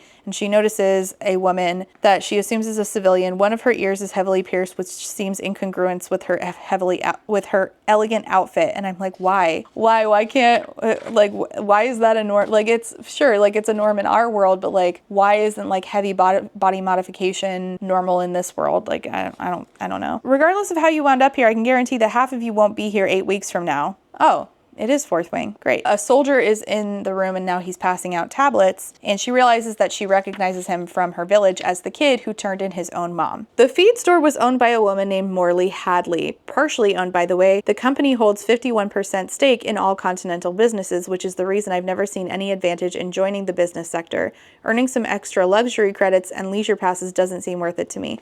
Now, obviously don't know that much about governments outside the US because the US, well, doesn't want us to.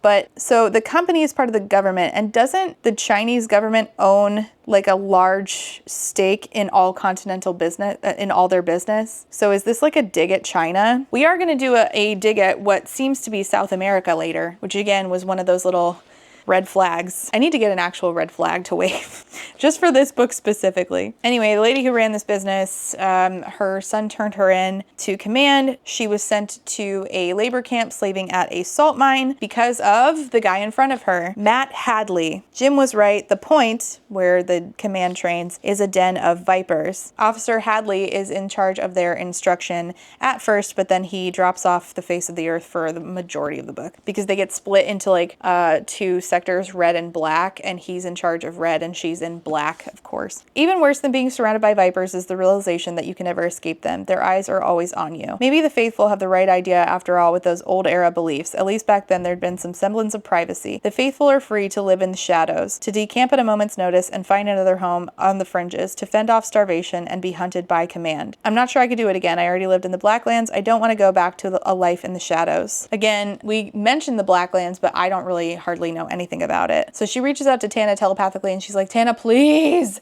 get me out of here. They threw me in command training program. I need to get out of here. And Tana's basically like, they don't care. I'm sorry, I'm trying, but they don't care. And it was at this point where she should have been, if she was smart, she would have been like, I can bargain my way out of here. What does command want from me? Or what does the uprising want from me? Like, I'll do anything that they want me to do if it means that they will work on getting me out of here, which is what happens to Laya of Sarah in An Ember in the Ashes. But unfortunately, Ren Darlington is not as smart as Laya of Sarah. And it's not like Laya of Sarah is like super smart. She's been mostly sheltered her whole life from anything to do with uprising stuff. But then once she gets into it, she's fumbling in the dark, but she's doing her best. She certainly wasn't raised like Ren to be smart and then just isn't. She does her best and she makes mistakes along the way, but she is resourceful. And that's what I like about Laya of Sarah versus Ren, who's not resourceful. She's just stupid and horny. Unsurprisingly, the other recruits are all shielded. One of the first laws General Redden enacted after his coup of the previous regime was that all prime children on the continent must be taught to shield from the moment they enter lower school. Unfortunately for them, but fortunately for us, proper shielding requires a lot more training. Didn't we say the opposite of that? Didn't I say earlier that it doesn't make sense that they wouldn't teach them to shield? I swear I did. Maybe I've been filming for an hour and a half at this point, so maybe I'm misremembering, but okay. Anyway, I had to go eat a bag of chips and crack open another monster in order to get continuing on with this. Okay, so she hears one of her fellow classmates. She hacks into her mind with telepathy and hears her saying, not good enough, you're not good enough, you're not good enough. And immediately, like looking back on this now, immediately with Liddy, this character in particular, we start by giving Lydia more grace than we have ever given the uprising, which is weird because hearing Lydia think I'm not good enough immediately makes her feel bad for Lydia. Like, you want to talk about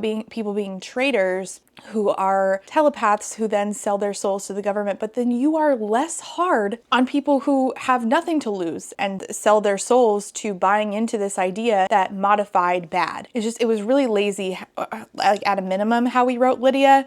and at maximum, it is kind of concerning. Everyone, even primes, deserves their privacy. Your mind is the one place where you should feel completely and unequivocally safe. People like me rob you of that refuge, and each time I read an unsuspecting mind, I hate myself a little bit more. There's no place for morality in war. Deep down, I know this. No, I have to use the weapons in my arsenal, but sometimes when I'm overhearing someone's deepest insecurities, I'm reminded of why I'm seen as the villain in other people's stories. So this is another thing where I'm like, this feels like fence sitting. Also, did you just call it a war? If you consider yourself to be at war, why are you fucking enemy soldiers? I'm just gonna keep bringing it up. It does not make any sense. Anyway, she meets Lydia, who she immediately is just nice to. On her screen, it says, the tablets that they handed out, it says they have to answer 10 questions, and the first one was, there was a woman in this room when you sat down. What color was her shirt? And of course, Ren has been trained to pick up on stuff. I guess somehow Ren, despite being trained to be smart, still is stupid enough to make the worst possible decisions at all times. But don't worry, she can remember what color shirt the woman was wearing. It wasn't a shirt, it was a dress, and it was white. So she takes the test and she on purpose tries to flunk it so that she'll flunk out. She's like, all right, all I have to do is not perform. Then they are split into two cells, red and black. Liddy and her are both assigned to black, and Hadley, that guy she hates from back home, who's a traitor for turning in a mod, is thankfully with red cell. But everyone around her subscribes to these beliefs, but for some reason she gives a pass to people like Liddy, but not to people like Hadley. And when you have a character who has blatant double standards like that, but does not reflect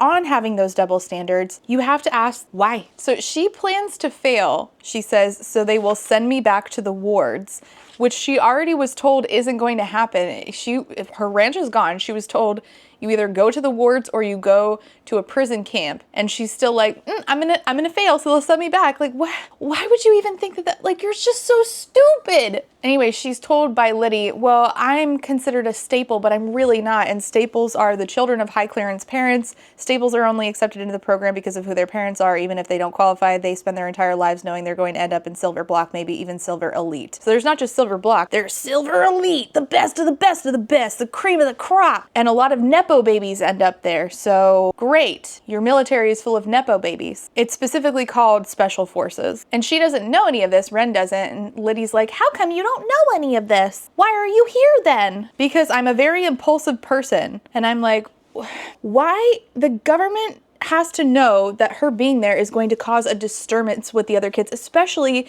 if they mostly allow Nepo babies into Silver Elite, which I don't understand. Why didn't they coach her on what to say? Jim tried so hard to rein in with me. What? Rein in with me? Even as a child, I was constantly racing towards danger. In the Blacklands, we had to bathe in the creek that was nearly a mile from our clearing. Every time we heard a noise, I'd be so curious. Jim would haul me back. Girl, what are you doing? Stay behind me. I do a lot of things without thinking. And I'm like, I don't understand how this wasn't trained out of you. Don't draw attention to yourself. You said you lived in perpetual fear, and yet you're still running towards danger? I don't understand. And she thinks to herself, I don't regret getting the boy killed. Or I don't regret saving the boy, Rachel's son. And then thinks to herself, even though you got Jim killed, I shoved the thought away, banishing the accompanying shame into some place deep inside me. I'll need to find a way to shield myself from it, to become numb to the reminder that I'm the reason the person I love most in the world is dead. It'll destroy me otherwise. You have to be joking. What in completely, like, we're just doing this now? He died 40 pages ago now. And this is the first time you're thinking about this. But you have thought about how hot Cross is. Great. Hot cross buns. I don't know why I said that. I just needed to say that out loud. They find out that she's from Ward Z, and this guy, Kane, is like, oh, we have a cowgirl in our midst. His name is Kane Sutler. Character is completely worthless. It's like, whenever we need somebody to make Cross jealous, here comes Kane. Whenever we need, like, comedic relief, here comes Kane. You're a rancher, does that mean you're good with ropes? Because I'm not against being tied up. This guy is gonna be incorrigible. I just know it. Will you be flirting the entire 8 weeks, or are you trying to get it all out of your system now? Great, we're gonna have a great time together. So they meet a bunch of other people in their unit, and they are told to go to this ward where they'll be like bunking, right? But there's like, I think it's like 11 people and 10 beds. And so in order to get in trouble, to try to get kicked out of this program and get sent back to the ward somehow, our main character is like, oh, okay, this girl who's upset that she doesn't have a bed, I'll give her mine because this mean girl over here says that whoever gives up their bed is considered too nice and therefore gets kicked out of the program, which doesn't make any sense because again, they already let Nepo babies in here. So why would they care about a compassionate person? But whatever, we will ignore that. She's like, I'll be the compassionate person and I'll give up my bed, but I'm not gonna sleep on the floor. I'll go sleep with that flirty guy, Kane. So then they find her sleeping in the bed with him, and he makes some sexual jokes, which are really stupid, including telling another guy he doesn't get laid and he'll yell his name while he's finishing or something. And I'm like, okay, that didn't come out the way that you intended it, did it, sir? She gets in trouble and she gets sent to the captain's office. Oh my God, hot guy. Captain of operations. His name is Cross. Captain Cross leaning against his desk. He's in all black. Oh my God, I'm shocked. Oh, I'm shocked. Normally he wears bright yellow. Christ on a cracker. Every man is Rhysand. Every man is Xaden Ryerson. Every man is the same man in every single one of these fucking books. Every man is the guy from Divergent. Every guy is the same. Just once, can we just put a guy in yellow? Can we just put a guy in, or I don't even like yellow, but my God, I would kill for variety at this moment. He's like, so you want to fill in the details? I gave up my bed for another recruit. I'm the bleeding heart. Are you going to cut me? No, but I broke the rules. You did. I heard the bleeding heart gets cut, usually, but I'll make an exception for you, Dove. Why does the bleeding heart get cut? Again, you let Nepo babies in here. Whatever. It hasn't been 24 hours and you've already been written up. This doesn't bode well. Then why are you letting her compete for a place in Silver Elite? Again, why not just put her in Copper? You should cut me. No. Does it get you off, the idea of forcing women to do things they don't want to do? I didn't realize you were so interested in what gets me off. I'm not. Are you sure? Fucking positive. This is horrible. This is horrible. You're talking to a fucking fascist. You wouldn't catch me making jokes with him. I would be being an asshole and not in a flirty way. I'm not into you. Oh my God, is not how I treat fascist men. I say things like, you look like you disappoint your mother on a regular basis. Should I send a get a better son soon card? That's how you treat men like this. I'd be happy to satisfy your curiosity. He closes the distance between them. Are you gonna be a problem for me? Probably. Don't test my patience, Deb. I'm not someone you want as an enemy. He already is the enemy. Then why do you fuck him? Why do you do that? You're better off keeping a lower profile. Instructors enjoy making life more difficult for the troublemakers. Well, I plan on making life more difficult for them. He says that he was called off base last minute last night, and she asked, doing more dirty things at Village Inns? He says something like that. And then Kane is like, I never had a woman risk getting in trouble with command for me. Liddy comments on how hot the captain is, and Kane is like, I'm so much better than him. And Liddy's like, by the way, him and this other girl Ivy used to be together. She was a couple levels above me in upper school, but her sister was in my level. Mira, my God, fourth wing, I'll never escape you. Mira talked about them a lot. I think it lasted about a year, ended when he joined the command. And then it says, this is, oh my God, this bitch is supposed to be smart. I just want to remind you of that before I say this. Why aren't they together anymore? I ask. I don't know, maybe daddy didn't approve. Her daddy? No, his. The general's not known to welcome strangers into the midst with open arms. The general? What does he have to do with this? It's his father. Whose father? Bitch. Cross. That's Cross Redden, Ren, the general's son. You are one dumb bitch. I wrote in my notes, it's like that one Lion King scene. What does that mean? Oh, I remember. Simba's gone back to challenge Scar. Who? Scar. Who's got a scar? No, it's his uncle. The monkey's his uncle? No! Simba's gone back to challenge his uncle to take his place as king. Oh. I thought Cross was his surname. It's not. It's his first name. His last name is Redden. I let him whisper in my ear. I let my pulse race for him. I was attracted to him. He's a fascist either way! He is a fascist piece of shit who would kill you either way, or so you assume at this point. It doesn't matter if he's the general's son or some chucklefuck named George's son who is in the military that executes your people by firing squad. What are you thinking? Are you dumb? Are you the dumbest bitch I've ever read about? Because it's starting to feel like it. Oh man, I think I didn't eat enough. I'm starting to get a little hangry. I don't even think this is about the book. I think I just need a Snickers. No, it's the book. It's the book. This is dumb. This is dumb. He speaks with an authority that commands respect. It's incredibly sexy.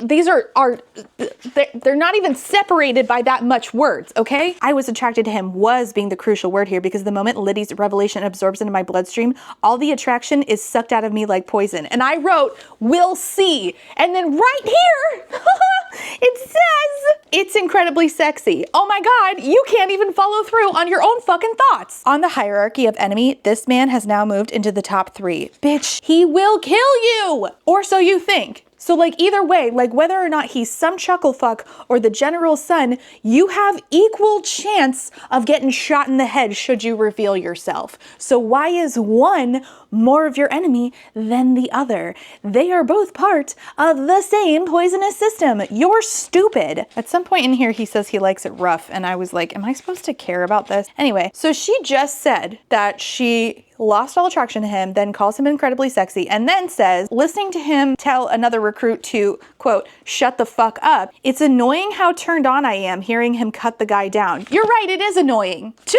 me, the reader, who is wondering what the fuck you're talking about. You just said you weren't attracted to him anymore, and now you're saying you are. If this were, you could not pay me to be attracted to a guy who shoots my people. You couldn't pay me. Instantly unhorny if you're a bad person. Trust me, it's annoying how turned on you are. So then it says, how do you get into Silver Elite? And he says, elite candidates are handpicked by me, and my selection process is none of your god fucking business. Their swears are different here. Radek is a captain. He explains, we don't patrol the streets. That's the responsibility of Copper and Gold. Our skills are utilized to rid our streets and our wards of silver blood. So then another guy walks in, and his name is Ro. We just had a guy get introduced named Radek, and now we have a Ro, R-O-E, like fish eggs. And he walks on page and he's immediately sarcastic, and we find out that this is Cross's younger half-brother that was a product of his father, the general, who's in charge of everything, having an affair. So we just solidify like the general's a bad guy. Not only does he do genocide, he cheats on his wife. Maybe I can find a way to use this against the captain if the opportunity arises. Oh, so you do understand leverage. Why don't you contact the Uprising and say, I can be leverage. I could get into Silver Elite. I could give you information and then you can get me the fuck out of here. But no, you're thinking about using the captain's younger half-brother against him somehow? Bitch, what? And instead of just allowing it to be unspoken that there's like issues between the two of them, the book decides to heavy-handedly express this to us. I watched their exchange with interest. The insolence flashing in Ro's eyes, the hard set of Cross's jaw. Cross is an inch or two taller. Of course he is. Was there ever any doubt? Is there anyone on the entire continent as tall as Cross Redden? Probably not. A mountain of unspoken issues looms between these two. Great. Thank you for telling me that explicitly. They decide to test them on their sharpshooting, and she I was gonna say shoots herself in the foot, but I meant not literally. So she like intentionally does poorly on purpose because that's her plan, is to do poorly and hopefully they'll just release her from this. So Cross keeps telling her again, shoot again, and she just keeps shooting and doing badly. Being bad at something is hard, it says. Would you like me to keep shooting, Captain? A muscle in his jaw ticks. Of course it does, naturally. Oh, and at the end of chapters, it has these instructor notes, which are so dumb. Oh, I was supposed to say fun, sarcastically. Couldn't be bothered. The next day starts with what is essentially a geography class. Essentially? Or it is a geography class. Who's to say? Locations with names like New Virginia and South Ontario jump out at us, all utterly foreign to me. Great. Yes, I'm glad that your Uncle Jim set you up for success in all those contingency plans that he planned. He never taught you navigation or geographical understanding. Makes sense. They talk about why Command has not been able to settle an outpost in Karora. It's been attempted, but those plans were abandoned decades ago. It's not worth the risk anymore. Company is no longer to dispatch soldiers down there. There's been no communication from Karora in more than 100 years. Anytime an aircraft or ship has traveled that way, it hasn't returned. We send the occasional intelligent unit on flybys, but always with no results. It's no longer a priority for the general. She gets told that she's the sexiest woman there. Cool, don't care. She talks to Tana telepathically again. She's like, I'm trying to figure out a way out of here. And Tana's like, maybe you should just stay put. You're safer there. Yeah. Oh, is she? Is she safer there? Okay, no, it's fine. So then they learn about telepaths, and for some reason they don't already know this. It's in a class about shielding, which again, if they were taught it as kids, then you would think that they already know all of this and also like would know how to identify the different telepaths so that they could report it. But I guess we're doing telepaths 101 in military school for some reason. It says that the instructor writes telepaths. It's hard to resist the sarcastic urge to raise my hand and say, that's me. Is it hard to resist that urge? Great. She writes, projectors, also me. Mind readers, me again. Healers, I wish. Empaths, no thanks. Precogs, definitely not. I don't want that burden. Insiders, my humor dies. Oh, I wish it died sooner.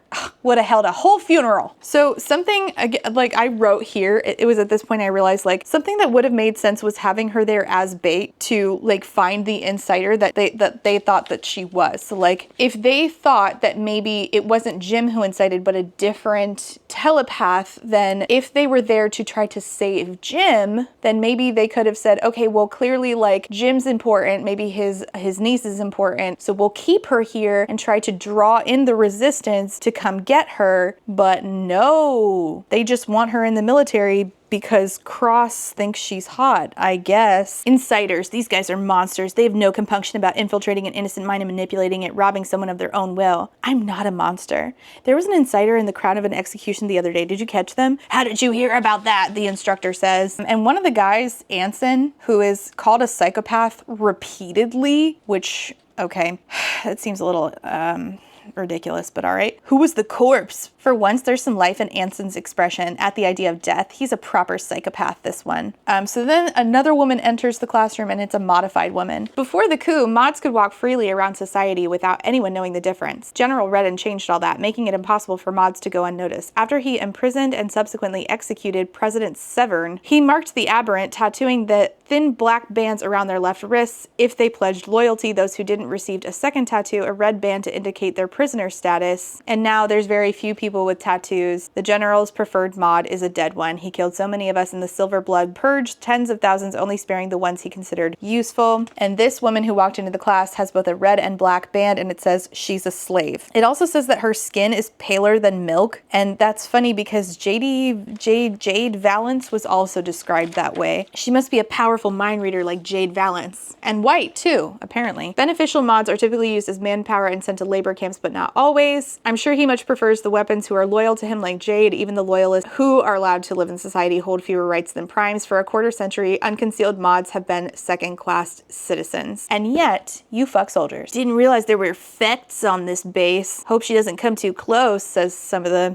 people in the class. So this woman is here to test their shields, and she's like, oh, shit, how do I handle this? And I'm like, the same way that you just dealt with Jade Valence. There's a girl named Bryce with a Y, you know, like Crescent City, who says, I'm gonna talk to my father about this. You know, she's doing the Draco Malfoy line. And then right after this, literally like, I'm gonna talk to my father about this. And then it literally says, we'll start with Granger. And I'm like, is this? No, surely not. Joanne certainly did not write this under a pseudonym in order to avoid the fact that she's a transphobe and most people don't want to read her books anymore, right? No, no way, right? I don't know. Any idea could be true at this point. My aunt said their blood is toxic. If their blood gets into your bloodstream, it can instantly kill you. Our main character shrugs and says, that's the stupidest thing I've ever heard. Way to keep a low profile. Way to keep a low profile. I bet you that's what your Uncle Jim instructed you to do specifically, right? Not keep a low profile. Great. And her friend, Liddy, who she just gives a pass to believe awful things, says, I don't like the idea of an aberrant poking around in my brain. And what if she touches me by accident? I can't stop the disappointment that tightens my throat. I don't know why I expected Liddy to be more accepting. Maybe because I was starting to view her as a friend and my friends would never worry about the dangers of me touching them. Okay. No, it's fine. It's fine. It's fine. It's fine. And she yells out, holy hell fuck, you guys, they're not monsters. Low profile, where? And she's thinking like, I wish I could connect with this woman, the aberrant who is doing this with them. And she's like, I can taste the desire to connect with another telepath. And I'm like, I wish this was more explored because I feel like the traitors would have given up the knowledge that like connection between all of them is very important. And I think that that's what the government would have tried so hard to get rid of. And I'm just not really seeing that here. Anyway, she of course masters the art of making it seem like her shield is good, but not too perfect. And there's a film screening that night in the common room. More company propaganda, I assume. They'll find a way to villainize the mods. Those disgusting silver bloods ruin society. And I'm like, damn, could we actually like not pay lip service to this idea and actually like talk about the use of fiction as propaganda? Or is that like too on the nose for this particular book. Anyway, she reaches out to Wolf, remember her telepathic friend, who definitely isn't the guy who she's gonna fuck later. And she's thinking about the time that she almost killed who she calls her father to Wolf, but it was her uncle. And she almost killed her uncle because she incited in a moment of raw, immature rage. You would have think that she would have, after doing several things that were really irresponsible and almost causing her to lose her uncle sooner, that she would have grown out of this, especially when he was training her to be safer. But nope. Not in this book. He is also having a hard time, which is, you know, we're learning the vulnerable parts of him while we think it's somebody else. We don't really get much from him, to be honest with you, which I think is like she didn't want to write like a legitimate love triangle and didn't know how to do that without, you know, making us root for Wolf more. I don't know. I'm tired of it all, pretending to be normal, hiding what I am. It's draining. Every day I feel like I'm losing a part of myself. It's a rare glimpse of vulnerability from Wolf. It wears on you, always looking over your shoulder. So then she hangs up telepathically with him and notices that at the delivery gate is open. There's a motorcycle just sitting unattended next to it. This is my chance, unless it's a trap. It has to be a trap, right? Yeah, or still a bad idea. I can't stand this. I understand an impulsive character, but I can't understand an impulsive character who lived her whole life being trained not to be impulsive, still doing it, and then not like grappling with like, why can't I just stop this? My uncle's dead because of me. And here you are doing more stupid shit. Either fate herself is extending a hand to me or Cross-Red and set a trap for me. So she goes to the gate, starts the motorcycle, and heads out. And who's hunting her? Cross. Darlington, pull over. Go away, I'm busy. You're really gonna want to pull over. And then she sees it. There's a force field. Really, a force field? Seems like a colossal waste of resources to install a field out here. Actually, it's been a great investment. You'd be surprised how many deserters this thing has caught. You guys have deserters, but then you also have Nepo babies. I'm confused. I don't really understand this military, to be honest with you. But then again, I'm not meant to understand it. We're just meant to like stuff as much stuff in here between them meeting and them kissing as possible. Which is, by the way, at page 280. We're almost there. Just kidding. We're 150 pages away. She's looking at his tattoos and it says, I resent the curiosity they evoke. I shouldn't care what his ink means. True. I shouldn't notice how dangerous it makes him look. I shouldn't find that danger embarrassingly sexy. Shut the fuck up, please. I said it nicely. So this was what, a joyride? Then he says, if you want out, I'll release you from the program. She's like, you'll send me back to Z? And he says, no, if you leave the program, the only place you're going back to is the stockade. For how long? For as long as I want to keep you there. Why? For what purpose? Why? I don't understand. What do you want her there for? And instead of responding to, I'll keep you in prison for as long as I feel like it, like a normal person dealing with a piece of shit dude who is very controlling for no fucking reason and would kill you, she assumes, if given the opportunity to know who you really are. She says, I can't escape the constant flutter of desire whenever I'm near that stupid body. You can't escape it, or I can't, because I personally feel like I'm trapped with it. Please, let me return to my ward. No. There must be something I can do to convince you to send me home. I don't miss the way his eyes flare with heat. It would be easy to let myself become infected by the twisted morality that governs our world, where the ends always justify the means no matter the cost. I erase the distance between us. Neither of us says a word as we face off in the darkness. He's so much bigger than I am. Great! Was wondering when that would happen. Taller, broader, more muscular. I feel small and vulnerable standing here with him in the middle of the empty road. Are you offering to fuck me, Dove? If that's what it takes to strike a deal, then sure, I suppose that's what I'm offering. Really? You're willing to do anything to strike a deal? Really? You're willing to do anything to strike a deal? Then why didn't you call the uprising? Oh my God. All right, he says, come here. I don't have all night. He unzips his pants. She starts to feel ashamed. Her lip is quivering. She's like, I withdraw the offer. That's what I thought. This asshole is laughing at me as he zips up his pants. You'd make a terrible whore, Dove. Screw you. Yes, I'm already aware of how much you want that. You're usually a better liar than this. I see the way you look at me. I hate that he's right. Me too, bitch. Me too. I ... might be attracted to him. So maybe it's myself that I hate. Correct. You nailed it. You did it. You walked yourself right there. We have a character who hates herself enough to fuck a guy who would murder her. Great.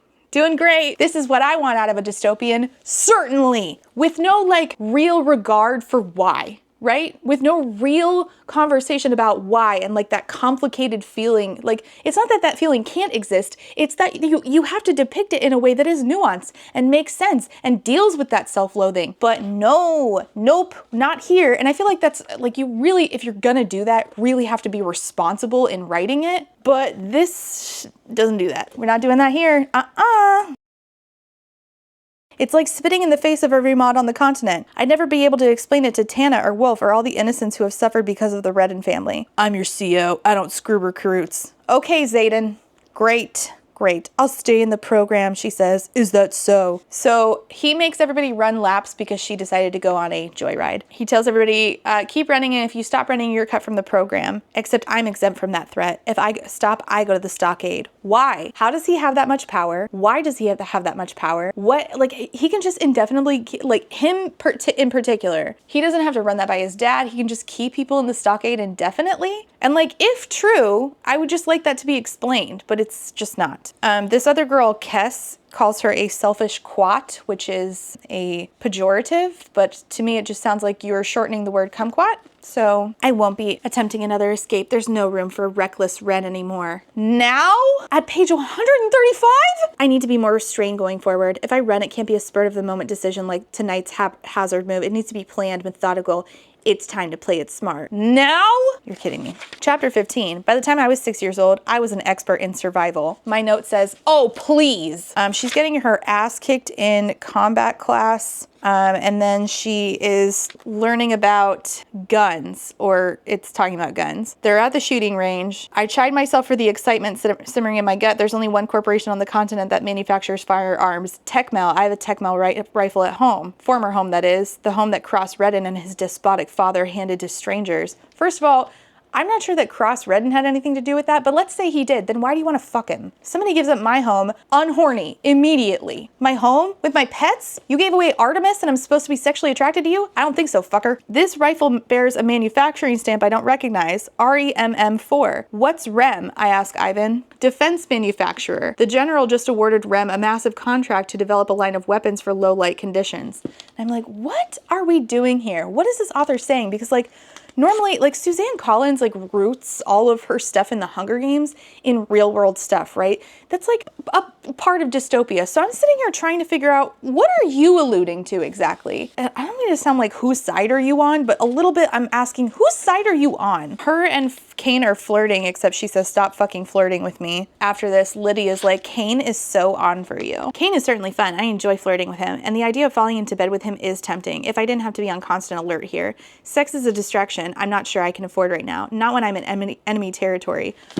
You fuck soldiers consistently. Also, you are always in enemy territory because if anybody, including people in your village, found out that you were modified, you'd be dead or in a camp. What do you mean in enemy territory? You're always in enemy territory. Anyway, she again has that burn on her and people start to see it and she has to explain that it's from an accident of boiling water when she was a child, but in reality, oh, it's a birthmark. I remember peering down at the birthmark, a perfect circle right below my hip bone, 2 inches in diameter, a birthmark. So it is at birth then. So I'm sorry, I missed that. So you're telling me that y'all have birthmarks. The modified have birthmarks. Why aren't they checking babies then? No, no. Did I miss something? Why aren't they just checking babies for the birthmark? It's called a blood mark. I remember peering down at the birthmark. Blood red. When did this happen? When did this mark appear, Ren? I don't know. So when does it show up? Anyway, he pours boiling water on her. That happened when she was a kid. There are mean people in the class. One is Ro, the general's bastard.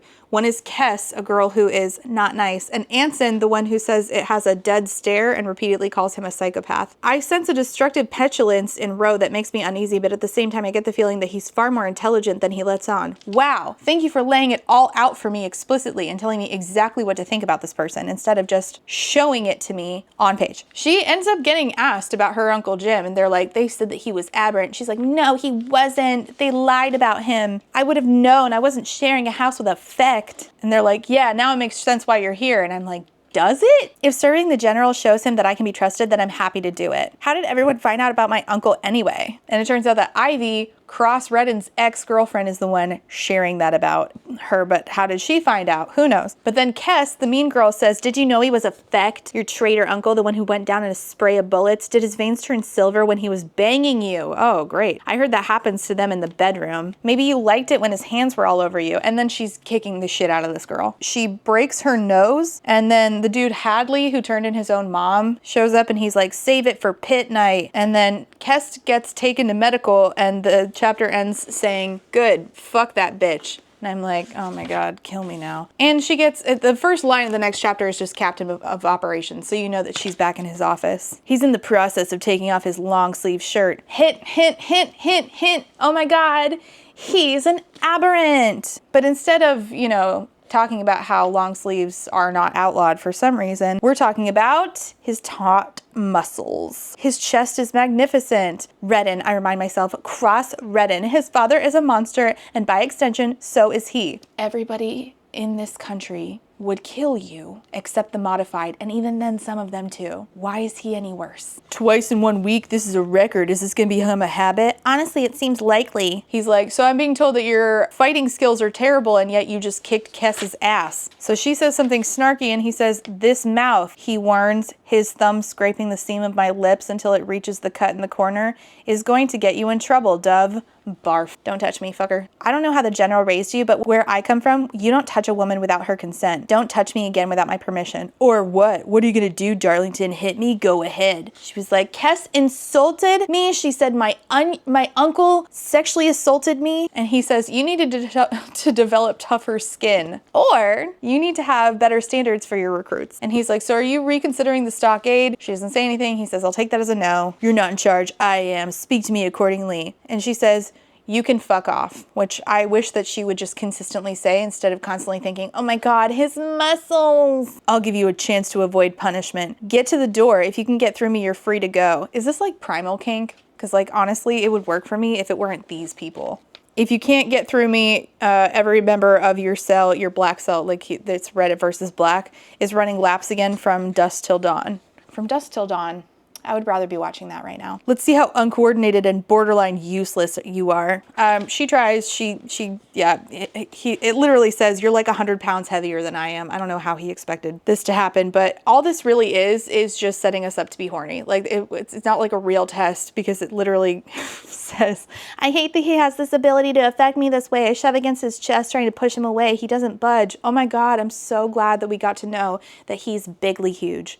Again. And that's how Xavier Ford finds us. And so Black Cell has to run all night long because she couldn't be fast enough. She has really poor scores, and Liddy's like, you don't apply yourself. So Liddy's like, I'll help you, I'll study with you. Of course, humanizing the shit out of Liddy. You know who we're not humanizing is the Uprising consistently. Meanwhile, Kane, the guy she semi-flirts with, is like, if I didn't know any better, I'd think you were trying to get cut on purpose. I freeze. Of course not. Why would I ever do that? Bitch, you made it so obvious. Oh my God. Then randomly a guy named Lash gets brought up. He really involves himself in our conversations unless they're about politics, and I try to avoid those at all costs. Let me put my bookmark in. What are you fucking talking about? Everything that you've talked about has been political. Your life is political. Your existence is political. What are you talking about? I try to avoid politics at all costs. You can't avoid politics. Everything is political. And maybe I could have just said, okay, maybe she wants to avoid politics because everything is political. But instead it says, I try to avoid those political conversations at all costs, but he does have strong opinions when you get him going. I don't know. I don't like this. Everybody gets leisure passes except her. She's singled out, which is just great. There's no way Cross is letting me step foot outside this facility. No shit. For some reason, it's either this or the stockade for you. You're a prisoner, my guy. So then at night, she talks to Wolf, and he talks about his nightmare where he is, his like recurring nightmare where he's drowning. And then it reminds me that there's a couple like this in House of Earth and Blood, Crescent City, whatever that series is called, where they don't know each other, but they telepathically talk to each other. And that's when I really realized that this book is just an amalgamation of like 8 other things you've already seen before. And somebody in my comments recently was mad at me for saying that there's nothing new anymore to write.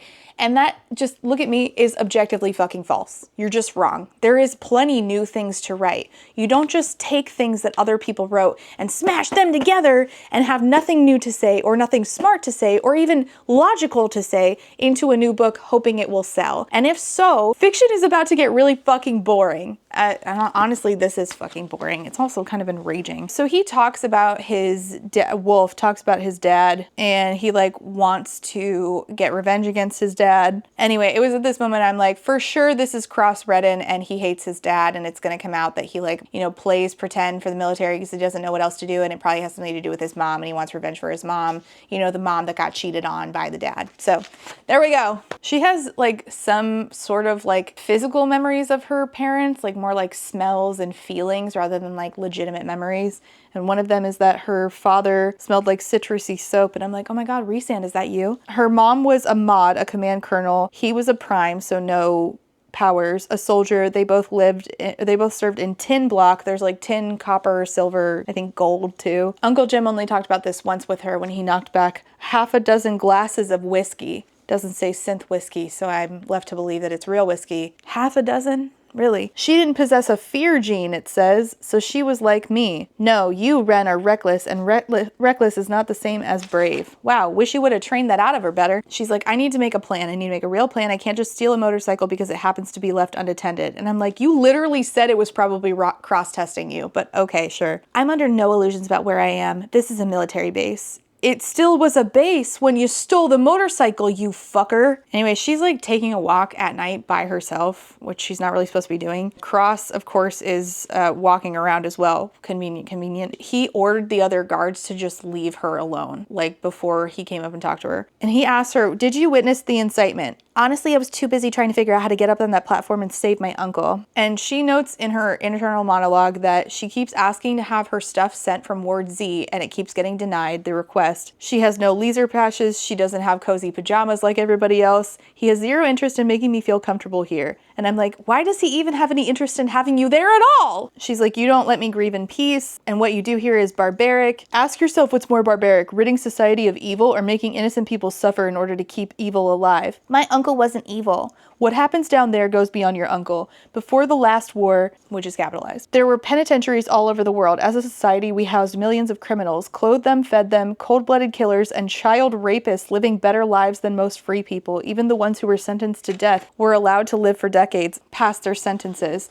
They ate 3 square meals a day, while those who hadn't killed or raped anyone could barely afford to eat, evil pilfering rare resources from innocent citizens. And I'm like, ooh, I don't like the tone of this conversation. The squad serves a purpose now. Maybe in the old era there was a place for mercy, but not anymore. My uncle never hurt a child or killed anyone. Your uncle was a threat to the company. Okay, then what was the point of bringing up child rapists? What are we doing? He was a deserter, he was an aberrant, and he jeopardized the one thing my father values above all else, order. My father. It was the first time I'd heard him say that. This man, no matter how attractive, is my enemy. Bitch, get real. Stop. Who are you fooling? Because it's not me. He says, if you're not productive, you're destructive. And I'm like, we could have done anti-capitalism here. Why aren't we doing anti-capitalism? Why are we talking about child rapists? I believe that humanity is hardwired for destruction no matter the environment. Old era, new era, aberrant on top, prime on top. We will always find a way to destroy ourselves. We're a doomed species. Oh, is this the spokes on a wheel conversation from fucking Game of Thrones? Lannister, Targaryen, Baratheon, Stark, Tyrell. They're all just spokes on a wheel. This one's on top, then that one's on top, and on it spins. Cross is too introspective for my peace of mind. Actually, he's just jaded. And it's like loser behavior, to be honest. This reminds me of talking to like a man who's an atheist, who he didn't grow up Christian. He just decides I'm an atheist, and also like I'm jaded that there's nothing else beyond this. And it's like, oh my God, please just go read Ready Player One and let me live my life in peace. I'm only here because of my uncle's alleged crimes. Yeah, why? Why? You don't even want me in your precious silver block. My trust can be earned. I'll never trust Cross Redden or his father or any of the people on this base. Yeah, we'll see how many pages until you do, bitch. Oh, does baby feel left out? He says to her after she says that she doesn't get all the stuff that the other people do. You can either let pride and resentment hold you back, or you can rise above it and seize the opportunity you've been given. Opportunity? Ugh. Sometimes we just have to accept our fate, Dove. Prove yourself, forge a new path. What if I just want to be left alone? That's not going to happen. Why? Why won't you leave her alone? I don't understand. You have an hour. If you're not back in the barracks by then, you're gonna get dragged there by your hair. You're such a gentleman. No, I'm really fucking not. Get the bread. We have cheese, everybody. I will not accept this fate. I wasn't destined to be a command prisoner. I'll be damned before I submit to it. Remember when she says, I won't be trusting anybody on this base? Yeah, that gets erased by the next page. I'm starting to realize I miss Liddy. My old life feels like it's slipping through my fingers. I even miss Kane's incessant flirting. Okay. Oh, that's right. Anson doesn't just get called a psychopath, he also gets called a sociopath. We're just using those words interchangeably. She's asked, what are your 3 biggest weaknesses? And her first one she lists is impulsiveness. So then they're doing like espionage stuff, and it says that she's given a comm to use during ops. The comm is no bigger than my pinky nail, flat beige and so tiny you can see it when it catches the light. Now, it also says it's inside of a black case the size of a sugar cube, which I can't hear sugar cube in a dystopian without thinking of catching fire. But it says that this is extremely versatile, worth billions of credits type technology. Does the Uprising know about this thing? It's equipped with built-in biometric sensor that's capable of monitoring your vital signs in real time. And I'm like, wait, didn't similar sensors get ruled out by electricity? Okay, so every single op they do is recorded. So they're going to do an op, and it says that a projector shows a maze of steel and shadows, and all my note says is new romantasy book name. She still plans to fail for whatever reason, because she couldn't think of the idea to just convince the Uprising to take her on by doing well. Certainly not. It says, I don't think there's much I could do to convince Cross to cut me, but it still feels wrong to excel. Okay, it feels wrong to excel, but it doesn't feel wrong to fuck soldiers. Do I have that right? Okay, so she gets paired up with Kess, that girl she absolutely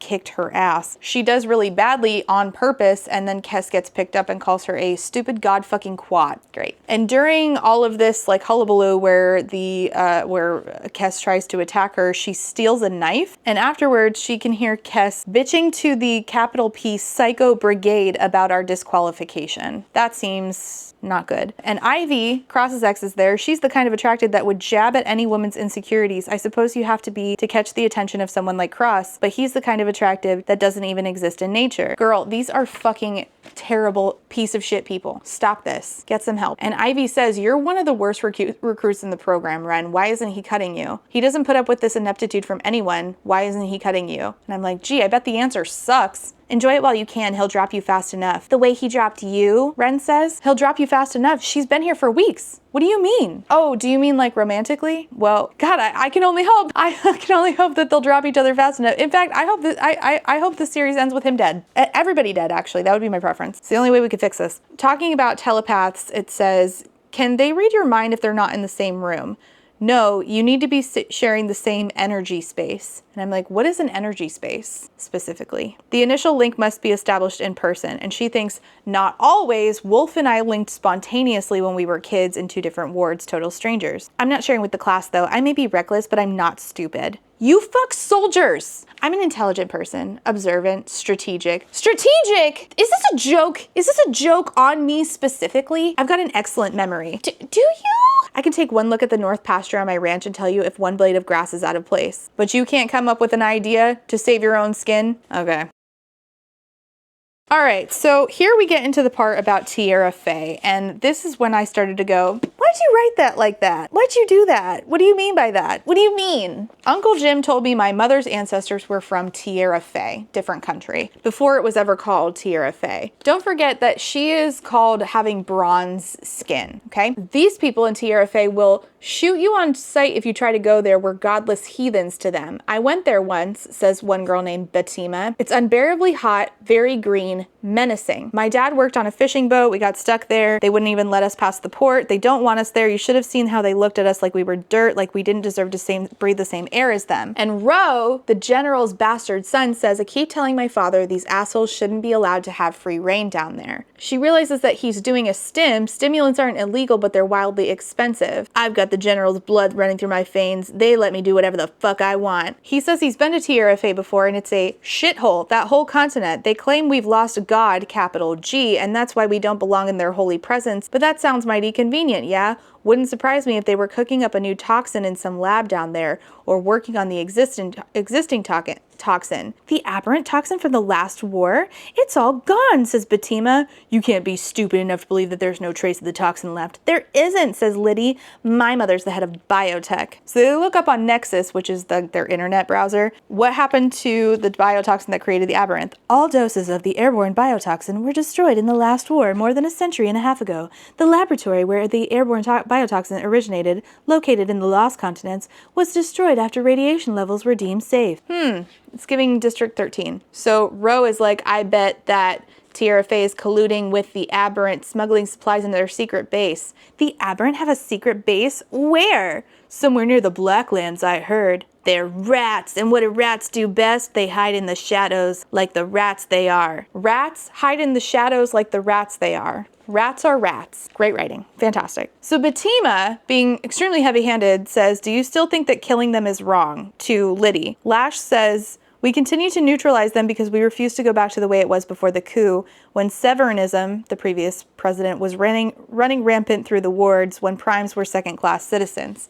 My father was a surgeon. Those aberrant quats assigned him to sanitation because he was a lowly piss vein. His blood wasn't elite. And she's like, and Ren, our main character, says, I'm not saying Severn's reign was a good one. Okay, fence sitter, it's fine. I like Lash. He's level-headed, bright, yet even he can't see we're not bad people. The continent's former mod leader treated the primes abominably. I can acknowledge that, but Severn doesn't represent all mods. His actions are not my actions. There are good people on the continent whose only objective is to live their lives in peace. They don't want to oppress anyone. They don't want to feel superior. They just want to live. She calls Tana again telepathically and is like, I can't be here, Tana. They probably still think that I'm part of the uprising. And I'm like, yeah, duh. And you should be, first of all, but also it would have made sense for them to have a motive of, if we keep her here, maybe we can lure in the uprising. Then she says, Tana says that she's being watched, and that makes Ren feel like she's a bad friend because she's barely asked how she's been doing since she blew up all of their lives on Liberty Day. And I'm like, yeah, you are a bad friend. There was never any doubt. You are a bad friend to Tana and a better friend to Liddy, the person who believes in a government that would literally kill you. Anson, the guy that she calls a psychopath and a sociopath, talks to her and says that Ro sees someone like you and wants to put the fire out. He doesn't like the flames. He wants the ashes. He's a sick boy, in case you haven't noticed. I don't want to put your fire out. I want to watch you burn. So she threatens this guy with a knife, and of course, who's there? Cross. He's like, either kill him or let him go. So she's like, yeah, I stole a knife from the warehouse. What of it? He reaches and is like, hand it over, and she hands it to him and he says, so obedient. Ew. He hands the knife back to me. Keep it in your locker. Only use it if he comes back. If you think that that guy's a predator and you think that your women recruits need a knife to protect themselves against one of your other recruits, then why don't you just kick him out? It says that you have like unlimited power, so why not just kick him out? So then they are gonna go to fight night because they go to fight night together. They go do fights in a pit, but they dress up for this. They get like all hot. So it says that Liddy asks this other girl, Batima, that they are friends with, did you bring any makeup? Ren's skin tone is probably closer to yours than mine. Liddy's skin is whiter than our sheets. And I'm like, why do you talk about white skin like this often? My note just says, what an odd thing to say. Paler than milk, whiter than sheets. It's just like, it keeps coming up and it's very odd. I don't know, like I just don't really understand the author's motives behind anything, and I keep trying to figure it out by putting the pieces together, and I'm just left with confusion. I'm a command prisoner, but sometimes it's nice to forget. And I'm like, but you shouldn't be forgetting. You should be making a plan, getting intel, get leverage, and get out of here. Not focusing on going out for fight night and putting on makeup. So everybody's drinking vodka cider. I guess the synthetic alcohol isn't necessary in the military. I don't know. Cross is there. Of course he is. Why wouldn't he be? His gaze travels from my face down to my bare midriff and then back up. It leaves hot shivers in its wake. So she's like watching him and he's like talking to somebody and they laugh and he's like, is he funny? He never struck me as funny. And Ro, his brother, can see her looking at him and says, don't bother, you're not his type. Oh no, I'm devastated, she says. He likes them fragile. That way he can take care of them, hold them close so they don't break, be the hero. That's the irony, isn't it? Because he's the one who ends up breaking them. What do you mean? Be specific, because I'm bored and I don't care about your like allusion, like alluding to bad things that Cross did. Just say them. Maybe then I'll actually be interested. I'll probably just want him dead more, but at least I'd be interested. So then Xavier, one of, Cross's friends who also interrogated her after her uncle was murdered, and Cross get into the sandpit, and then they fist fight each other for funsies. He and Zave have been best friends since childhood. They're lightning fast. Ka-chow! Lightning McQueen. I'm starting to lose it. This is making me lose my brain cells. Oh, and I have to go soon too. Great, we didn't finish and I still have 80 pages left. This is savage, Batima says. I.cannot.look.away. Rebecca, Yaros, I didn't realize you were with us again. Oh my God, you guys keep popping up. The sight of Cross's muscles rippling with exertion stirs something primal within me, hunger. I hate both him and myself for it. Boo! Boo! Loser behavior. Cross Redden is fully capable of killing his childhood friend. Wow, sexy. Oh my God, it's all I want in a man. So then Cross says, what was my brother talking to you about? He thinks I'm on for you. Little does he know, I don't screw assholes. Phrasing. Your phrasing there was a choice. Yeah, just meek insipid soldiers from Copper. Jordan wasn't meek. So then they are on their own in like a hallway, and it says, he grabs me. I'm pushed deeper into the shadows. He pushes her up against a wall. What did I tell you about touching me without my permission? It was just to steady you. Tell me to put my hand back. You're drunk. Maybe a little. Is this what you do when you drink? You trap your recruits in the dark? I've never looked at a recruit before. Before you, is that what he's implying? I must be special. I can't make sense of you, Dove. It's not your job to. It literally is though. And he says actually it is. That was just dumb of her to say it. Any other woman would have asked me to kiss her. We'd already be heading back to my quarters. I can assure you that's not gonna happen. I'm not interested, Captain. Stop lying. There's no denying the pull between us. You're drunk. Go find somebody else to bother tonight. And then he lets her walk away. Thank God. Keep walking.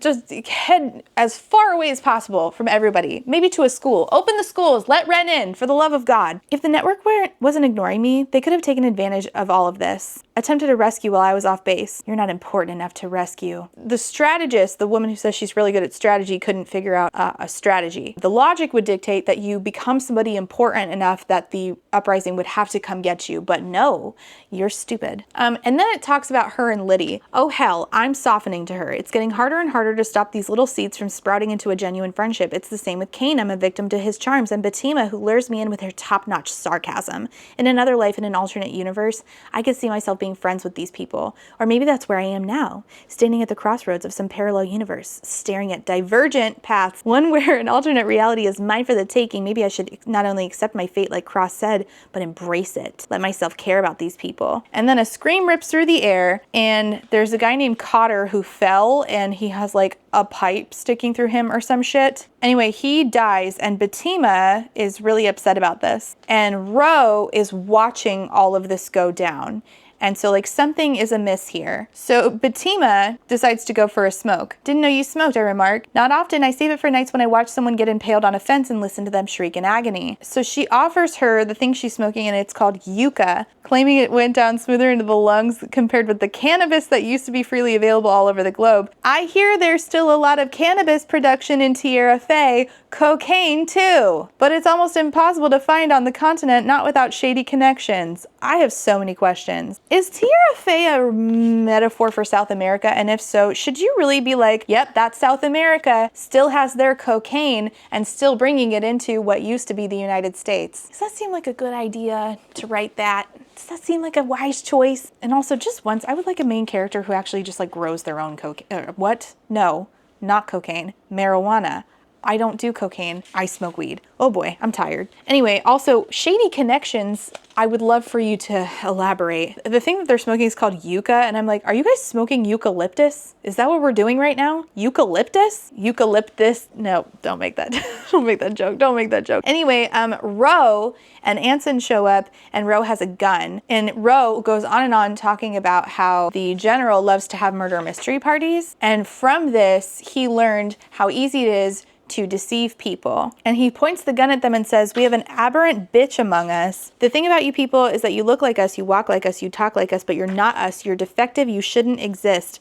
But the thing about you is that you eventually slip up too. And then she realizes, oh, when that guy was dying, Batima said, I didn't realize, after that guy was dead, Batima mentioned, I didn't realize how awful it was to feel someone die. To feel someone die. Batima is an empath. I saw your veins, I saw your face, you felt what he was feeling, you felt it when Cotter died, that's why you got sick. She tries to explain, would you just shut the fuck up already? And then he pulls the trigger and kills Batima. Batima falls to the ground. She starts running away. She runs into Hadley, the guy who turned in his own mother. She runs out of there. She runs into like a group of them, and Kess is there, and she's like smirking. Did you know he was gonna kill her? What the hell are you talking about? Batima, Ro, he killed her. Why would he do that? Liddy says. He accused her of being aberrant and then put a bullet in her head. Batima was aberrant, Liddy gasps. No, I don't believe that. This is the moment where you stop being friends with Liddy. This is the moment right there. After learning that her friend got shot in the head, no trial, just an accusation, you say, I don't believe that she was an aberrant. Friendship over. Any goodwill for Liddy now needs to be gone, and she needs to recognize that, but doesn't recognize that Liddy is just as bad as all of the rest of them. And doesn't even grapple with this, doesn't even grapple, oh, maybe I've had some double standards here. Nope, it's just glossed over. Do you think it's true that Batima was one of them?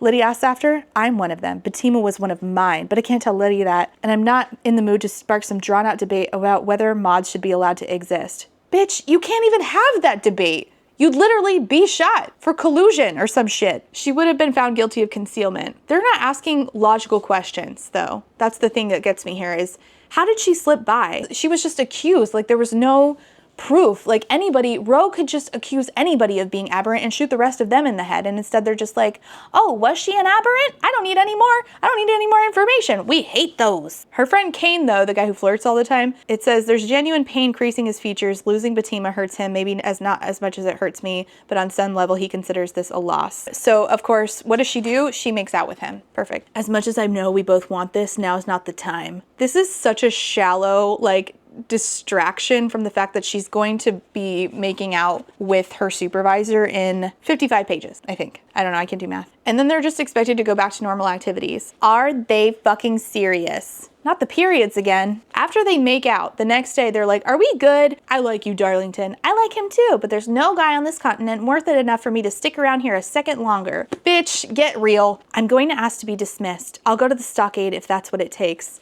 It took you till now? You already saw your uncle shot to death by firing squad, and now this is what it takes for you to be like, actually I choose the stockade now. What do you mean? But somebody's already at Cross's office. The general. Dun dun dun. And all she hears is aberrant bitch. I realize they're talking about Batima. No shit. No shit. No shit? Oh, no shit. And Cross is like, your other son poses a threat to other recruits. Ro. He has to mean Ro. Yeah, no shit. He's the only one who shot somebody in the head in the last 24 hours. Who else could you possibly be thinking that he would be talking about? He killed another recruit without just cause. We don't even know if she was a silver blood. There's no evidence to support his claim. He acted on instinct and trusted his training. Sometimes, son, death is the answer. I want him out of my fucking program. Nonsense, he stays. You insisted the tribunal because you don't believe in vigilante justice. I believe my son. Ro is a punk. He's a grown man. He's a liability. I want him gone. He stays. Redden repeats. Yeah, the repetition is all we got going on here. Thank you. You don't need to tell me. I'm reading it with my eyeballs. I got it. What is wrong with him? He's making decisions based on the word of an 18-year-old boy? I'm wondering what Jim would do if he were in my shoes right now. Uncle Jim would kill them all. How do I facilitate my escape? Bitch, you don't. You can't. You're so bad at everything. You need help. You should have used what leverage you had to try to get help. You could have done that. We're at 228 pages. You could have done it at any time. This is what I know. I know Crossroad won't cut me from the program no matter how low my scores are. And I know I don't want to go to the stockade again. Two pages ago, you just said you wanted to go to the stockade. You just said it. What are we doing, bitch? My only move here is to force Cross's hand, do something that will remove myself from the equation today without making it appear that I planned it. Oh, is that your next best plan? Perfect. Every time that you have an instinct to do something, I want you to just not do it. I want you to just do the opposite. Maybe sit on it Call somebody. You got plenty of people up here. Call one of them. Anyway, so she decides to like fight with somebody and just break her hand. She gets her hand broken. She's like, oh, it's broken. You gotta cut me from the program now. Completely shatters one of her carpal bones. And he's like, why didn't you tap out? Anyway, so they bring in a healer because one of the ways that you're a telepath is also being a healer. I don't know. Don't ask me. I just work here. He brings in a healer named Ellis, who then fixes her. I'm never going to leave this base. They flew in a healer to fix me. Cross isn't going to let me leave. Why? Ask why. Ask why. Please. I'm begging you. Just answer the question. I've never been healed by a mod before. It's astounding how quickly the pain begins to dissipate. What is the, this is also my question with any healing magic book is, if you're gonna do that, you need to tell me what the extent of that is. So then she telepathically hears from Declan and she's like, you fucking asshole. Her handler, her old handler from the uprising, she's like, you asshole, you left me here to rot. And he's like, yeah, by the way, this girl named Adrian's gonna meet you outside tomorrow night at the vehicle pool at the west end of base. The amount of times that I read this, there's so many different colors of, there's purple, pink, red, blue, black. I've underlined the shit out of this. Let me know if anybody wants my copy, or maybe I'll just I don't know, send it to one of my patrons or something. When I'm done with this, I don't want it. God only knows where the fucking dust jacket went. Anyway, you can have it with all my notes in the margins. A lot of it just says, bitch, get real. Okay. So she meets Adrian. The network has been ignoring me for weeks. Yeah, because you're not important. And I suppose Jim wasn't important either? You mean Julian? The man was nothing but a headache. Julian Ash jeopardized the entire network with his actions. What actions? Saving me? Clearly they like you here. They flew in a healer for you, a recruit. How did you know that? We have eyes all over this base. And you could have... Okay, now it also doesn't make sense that the uprising wasn't like, hey, Ren, telepathically, hey, Ren, if you're trying to get into Silver Elite, we could use you as an asset. We already have assets here. You can be another one. We can make a deal. But no, we just didn't do that. It doesn't make sense that they didn't do that because we're at 238 pages. She's been sitting here all this time. Now they're doing it. Why now? But that doesn't get asked, does it? Nope. So she tells her, make it into Silver Elite because we have a hole to fill. We lost one of our best operatives. And she realizes that Batima was one of their operatives. I told them not to send in an empath, but I was outvoted. So you knew that it was a bad idea to send in an empath, and instead of contacting the other person who's a telepath who's not an empath, you just ignored that person despite the fact that they were trying to contact you this whole time? What? Competence! Where is it? Not here! Extreme emotions can spontaneously trigger their abilities. Competence. Where? The uprising is stupid. She wants me to stay. If I make it into Elite, then what? Then you work for the network. You do what we tell you. I don't take blind orders. Then you don't belong in the uprising. Your only job would be to do whatever the hell you're asked. Do you support the General, Darlington? Of course not. Well, his reign will come to an end, but only so long as operatives like you do as you're told. Do whatever it takes to save our people. Your uncle spoke about you over the years. He said he'd never seen anybody shoot the way you do. Told us to come find you if we ever needed a sniper. Oh my God. Then why didn't you do this sooner? Why did it took halfway? We are halfway through. Why did it take halfway through the book to have this conversation? This could have been the plot from the fucking beginning. What are we doing? He was keeping them apprised of my sniper prowess. I guess he always knew that one day I would work for them. He specifically asked you not to. You want me to make it into Silver Elite? I'm failing the program. There's 5 weeks left. Turn it around. Declan will be your handler. Orders come from him. Everything comes from the top and gets filtered down. And so now she's like, the government can spew all the horseshit they want about our blood being toxic and how we're abominations who shouldn't exist, but the truth is they fear us. That's why they're trying to get rid of us. I won't watch anyone else I care about get executed, so Silver Elite it is. I just want to remind you that she has already worked with these people before. And instead of reaching out in the last to offer her services with her unique capabilities that Batima doesn't have, Batima turned silver, Ren doesn't, they all know this, she was just like, I don't know how I'm gonna get out of here. It's the strangest thing. I can't get them to care about me. Make a deal. What are you doing? You're supposed to be smart.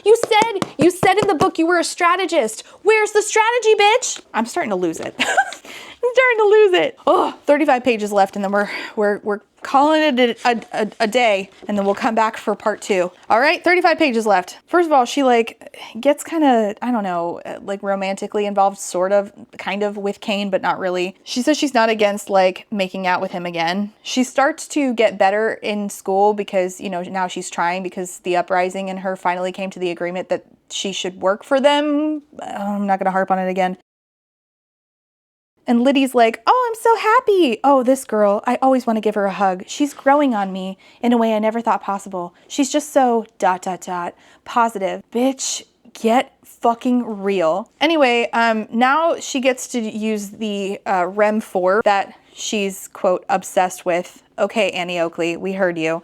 I've given myself permission to rely on my instincts, or rather the uprising has. I feel freer than I have in a long time. Girl, you're gonna make me lose my fucking mind. Your instincts are fucking terrible. We've established that throughout all of this, okay? That's like number one lesson that you should learn in your life is your instincts suck. Second of all, you feel freer than you have in a long time. You're not only under the thumb of the fucking government, you're now under the thumb of the fucking uprising. You have even less control over yourself and less agency than you did 2 days ago. You shouldn't feel freer at all. You should be saying, hyper-focusing on this task is the only thing that makes me feel like I have a semblance of control right now. That would make sense. This doesn't. Anyway, so she starts making bullseye. It literally says bullseye, bullseye, bullseye. And the next one, subtle, just immediately goes into, I was terrible yesterday and now I'm great. And then it says that Cross and Ford aren't paying attention. They're drinking coffee and laughing. The sight makes me bristle. I want them to pay attention now. Why am I even trying if not to impress these assholes? Okay, Katniss.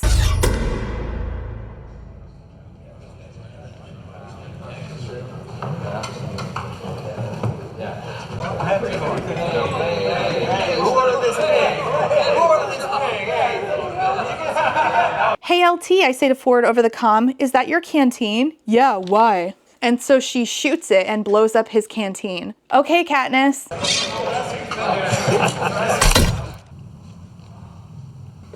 Thank you for your consideration. And Cross is like, nobody likes a show-off, Dove. Debatable. She's doing better, but not great, because Cross doesn't want to improve her score. And so then she starts getting frustrated that Cross is shooting her in the foot, metaphorically. I deserve recognition, damn it. She noticed that people who are doing the exact same work are getting better scores than her. And so she asked Declan to send her the schematics for the officers unit so that she can sneak into Cross's room. So while he is in his room, he's about to get hot and heavy with some girl who says, oh, I've wanted this for so long. I don't like how hot my blood feels. I don't care who he's with. Or no, sorry, I shouldn't care who he's with. Oh, that's true. You should not care. His shirt is unbuttoned, revealing tantalizing glimpses of his chest.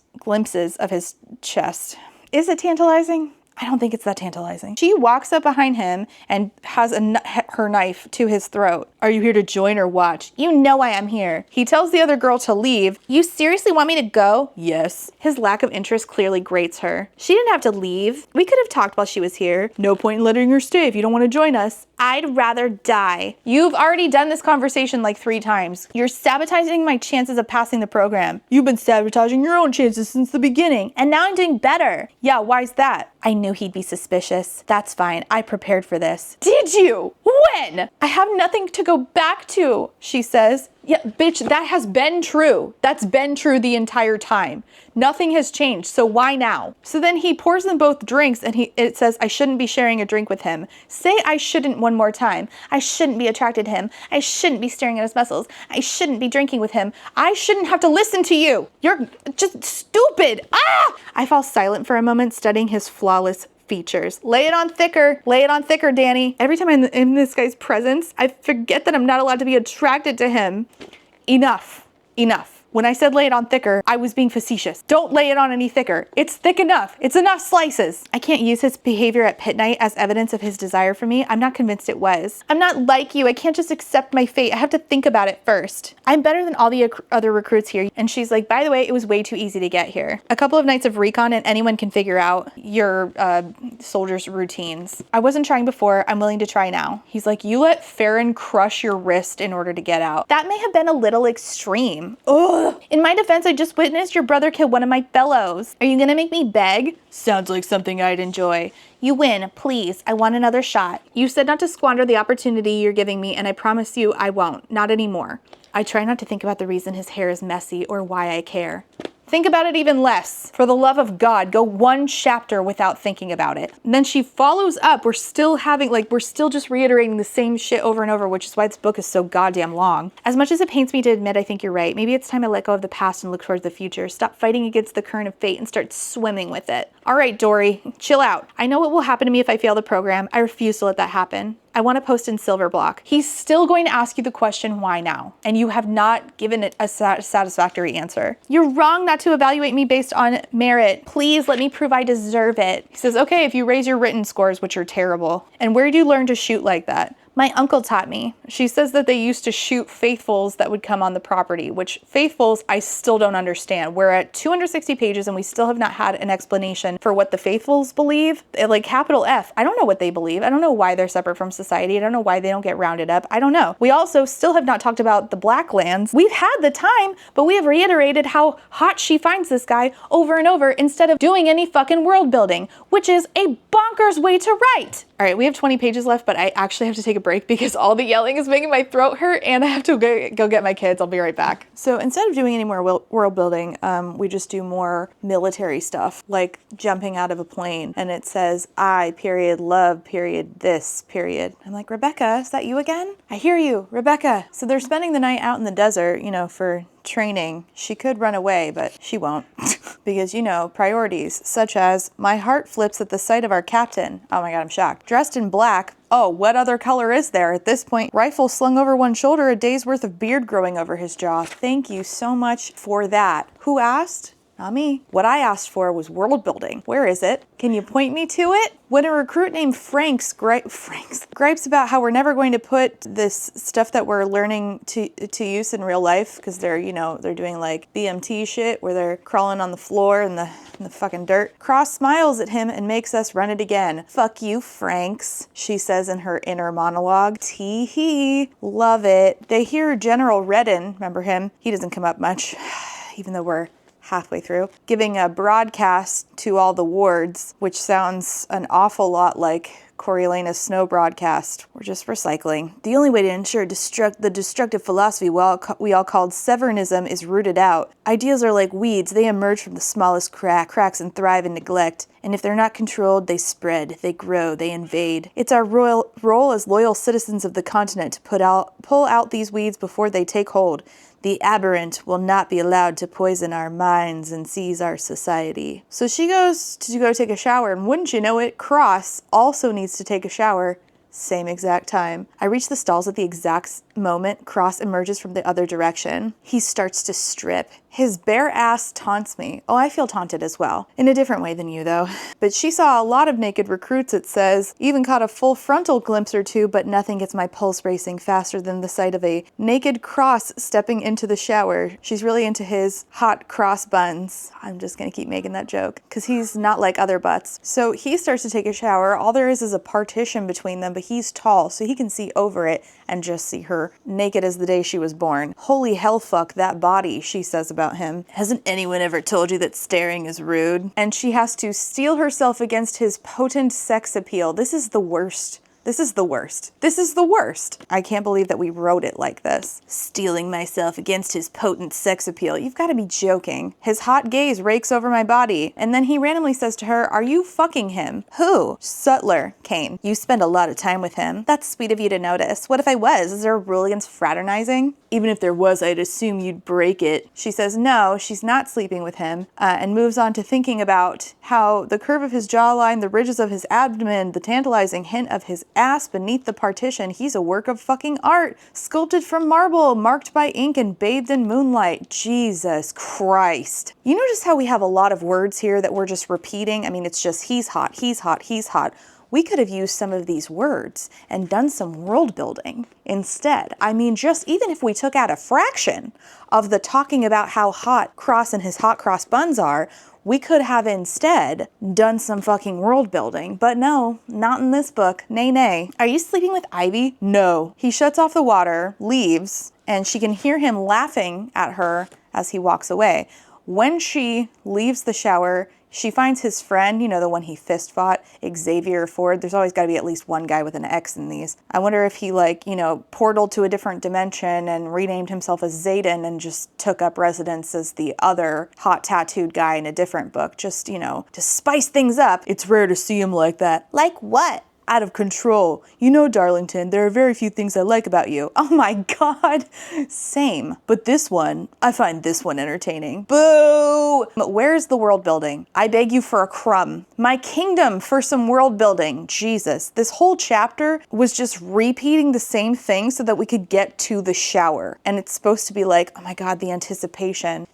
So she starts improving her test scores, and then her and Kane they do a mission where they're supposed to be rescued, and as they leave, because they got themselves out of the predicament, it says, we feel like a pair of badasses, which is, if you have to say it, it's automatically cringe, you're not a badass anymore. And then they get in trouble because they rescued themselves when the objective was to get rescued. No, it wasn't. You were supposed to wait to get rescued. It's the name of the fucking ops settler. Wait for rescue. The whole point was patience and discipline. Shouldn't you have given them like a list of things to do other than just wait and like communicated that? Anyway, okay. What a terrible setup. But technically the rescuers failed too because they didn't rescue them. The rescue wasn't the point of the op. The point was to fulfill a role and follow directions. Everyone did that except you two assholes. I'm fully aware that my weaknesses have the tendency to drag me down. I know I act on impulse. I know it's stupid of me. Girl, it is not just stupid. It simply does not make any fucking sense, actually. Especially because you grew up in the Blacklands where you're supposed to learn this. Anyway, Jade Valance shows up again, and she thinks to herself, she's totally here for me. She has to be. Bitch, don't you think she has other priorities? And of course, she in fact does. She's speaking to one of my fellows. I don't know him. He's a member of Red Cell. And Jade Valance can predict the future. She's not just a telepath. She's a predict the future telepath. She says to a guy, 8 months from now, you're going to make a grave error. Your actions will lead to the deaths of 6 Silver Block soldiers. And so he gets immediately dismissed from the program just because Jade Valance said, hey, you're going to do that. Okay. Valance is known for her accuracy. She's never had a false vision. But how do you prove that the visions are true if you prevent them from coming true? I'm confused. Shit, that doesn't sound good. But I don't have time to worry about whether Jade may or may not have visions about me. There are far more pressing dangers in my life right now. I don't know, bitch. That seems like a pretty pressing concern if she can predict that you are going to rat out the government to the uprising. And like, did the visions just come to her? How does this work? And even Jade Valance still is hated by the people in the class. She shouldn't even be allowed to be on this base. This feels like a dangerous gamble to take, trusting one of them. She served him for 10 years. That doesn't make her any less dangerous. It's funny to me how Jade's abilities are feared and respected in equal measure. Oh, is it funny to you? Is it funny? Hee hee ha ha. What a great time. I love that we just don't like think about these things because we spend so much time thinking about how hot Cross is. I don't consider precognition much of a threat. Seeing the future isn't something I'd personally enjoy. There are far more dangerous abilities to have. Okay, Katniss, once again. She wishes that she could talk to her Uncle Jim. Sometimes she still tries to link with him, like telepathically, even though he's, you know, dead. I don't know why I keep doing it. It's a form of self-torture, but I can't stop. We could have a piece here about grief, but we don't. We don't. I miss Tana. I miss my life. You're still not thinking about how Tana is doing. You're just saying you miss her because you're a selfish piece of shit. This is the worst kind of main character. She's talking to Wolf, remember him, her telepathic buddy, who lives by the ocean. How's the ocean looking tonight? It's always calm where I am. See any boats? I'm looking at one right now, same one that's always there, anchored in the cove. White hull with a blue stripe, red flag waving on the captain's perch. What do you want to bet? I said to myself that this is just a painting and she's going to figure out that Cross and Wolf are the same person by finding said painting. It's really not hard to predict where this is going. We should name the boat. What about Not So Fast? Stop it. I'm allowed to make mom jokes, not you. You're not as funny as you think you are. Oh my God. For once, him and I agree on something. So then they talk about, once again, is fate predetermined or not? I don't fucking care. I suppose it's a comforting thought, the idea that we still have some control over our lives, but deep down I can't shake the feeling of unease that lingers in the back of my mind. Yeah, no shit, because you're under threat at all times for your entire life. So anyway, this is stupid. So she leaves her area and she knows that the cameras will see her and she's hoping that Cross will follow her. What I don't know is whether or not that she says, I know Cross will know I'm out here, but I don't know whether or not I hope he finds me or that he stays away. I think you know. I think you've guessed by now. I hear footsteps behind me. Always making me chase you. You didn't have to come out. You know I'm not running. I should have stayed in my quarters then, if you wanted to. Doesn't matter to you at all then, if I weren't here right now. Not in the slightest. Doesn't matter to you if I'm with someone else. Ivy maybe. If I maybe walk away right now and find her, bring her back to my quarters and strip her down, put my hands and tongue all over her. I ignore the hot clench of jealousy in my chest. You should ignore it, and you should also go back to your room. You're under the impression that I care what or who you do in your spare time. I don't. I think you get off on lying to me. You drive me crazy. I'm not trying to drive you crazy. You're the one who brought me here, remember? Yes, I recall that. Me, personally, I do recall, and I still don't understand why. Trust me, I remember. You've been a pain in my ass from the moment you broke into my room at the inn. You didn't have to follow her, idiot. You didn't have to make her join the military, idiot. I have a job to do, a fucking block to run, elites to supervise, and I spend all my time wondering what crazy stunt Ren Darlington is going to pull next. Then put her in a labor camp if it's actually such a problem for you. Isn't that what you threatened her with? Why haven't you yet? Give me a good answer. Not that I want him to, I just want to know why he hasn't. My lips are tingling with the urge to find out what his tastes like. I don't get involved with recruits. I don't think that's true. He doesn't get involved with recruits? Well, I don't get involved with guys whose fathers are responsible for killing thousands of people like me. Yes, you do. Yes, you do. You exclusively do. In fact, that's how we begin the book. That guy probably killed people like you. His dad probably killed people like you because that's the society you live in. You exclusively fuck people who kill people like you. What are you talking about? I don't get involved with guys who think I'm defective and wouldn't want me if they knew the truth. You quite literally do. You quite literally do. The guy at the beginning, Kane, who you made out with, and this guy right here. You quite literally only get involved with dudes like that. What are you talking about? Did I ask you to get involved with me? No, you just take your clothes off and get in the shower with me, daring me to lose control. Oh my God, it's Zayden. We're talking about losing control. Zayden, are you with us? Send us a shadow if you're here. I didn't get in the shower with you. I got into the shower next to you, and as I recall, you took your clothes off first. If anyone needs to gain control over their hormones, it's you. I blink and I'm being backed into the tunnel. Cross presses me up against a wall. You really want to talk about control right now? Because it seems to me you're the one with the control problem. But you have okay. You're hurting me. He's not. It literally says, you're hurting me, end quote. He's not. No, I'm not. You're not timid or weak, Dove. You're a firestorm and you're gonna burn everything in your path if you don't learn to restrain yourself. I hate that he can see right through me. I wish you hated it more. Wish you hated it as much as I do. I'm not like this with women or recruits. Don't forget, he said that on this other page here. Two types of women he doesn't get involved in. One per page. I don't chase, I don't fucking beg, but you make me want to break down your defenses. Look at me, he commands. Ew. This is a bad idea, she says. Probably. This is literally the kiss scene from Fourth Wing. Touching you was a bad idea. The worst, I agree, but my tongue skims over my lower lip. He groans, and my core melts at the sound. Kissing you would be a cataclysmic, oh my gosh, there's so many fucking C's. Kissing you would be a cataclysmic mistake. Calamitous, she says. Why are you guys using so many C words? What's going on? What would it take to hear that groan again? The inches between us feel like kindling, ready to burn at the first suggestion of heat. We'll both regret it, he shakes his head, but there's more than hunger in his eyes as he stares at my lips. Naturally, I whisper. This is the least sexy conversation I have ever been privy to. Knowing I'll regret it doesn't stop me from wanting it. Wanting him. Regretting is a problem for future Violet. Fuck it. 1 second he's out of reach and the next his mouth is on mine. Hot and insistent. Gods, yes, this is exactly what I need. He tastes like churrum and mint. I'm still trying to decide what the fuck churrum tastes like. Like everything I'm not supposed to want and yet can't help needing. This is literally the kiss scene from Fourth Wing. I need to know what you taste like. Let me have it, Dove. Let me, period, fucking period, have it, period. So she reaches for him, like twists her fingers in his shirt, pulls him to her. His lips crash against mine. They're fierce kiss. There's no hesitation. My hands tingle in his hair. His clothes are in my room. Taylor, is that you? As his lips devour mine, every nerve ending screams with the sensation. Oh, I'm screaming too. For you to leave. His tongue chasing mine into my mouth. Oh my God, it just reminds me of like this. No, get away.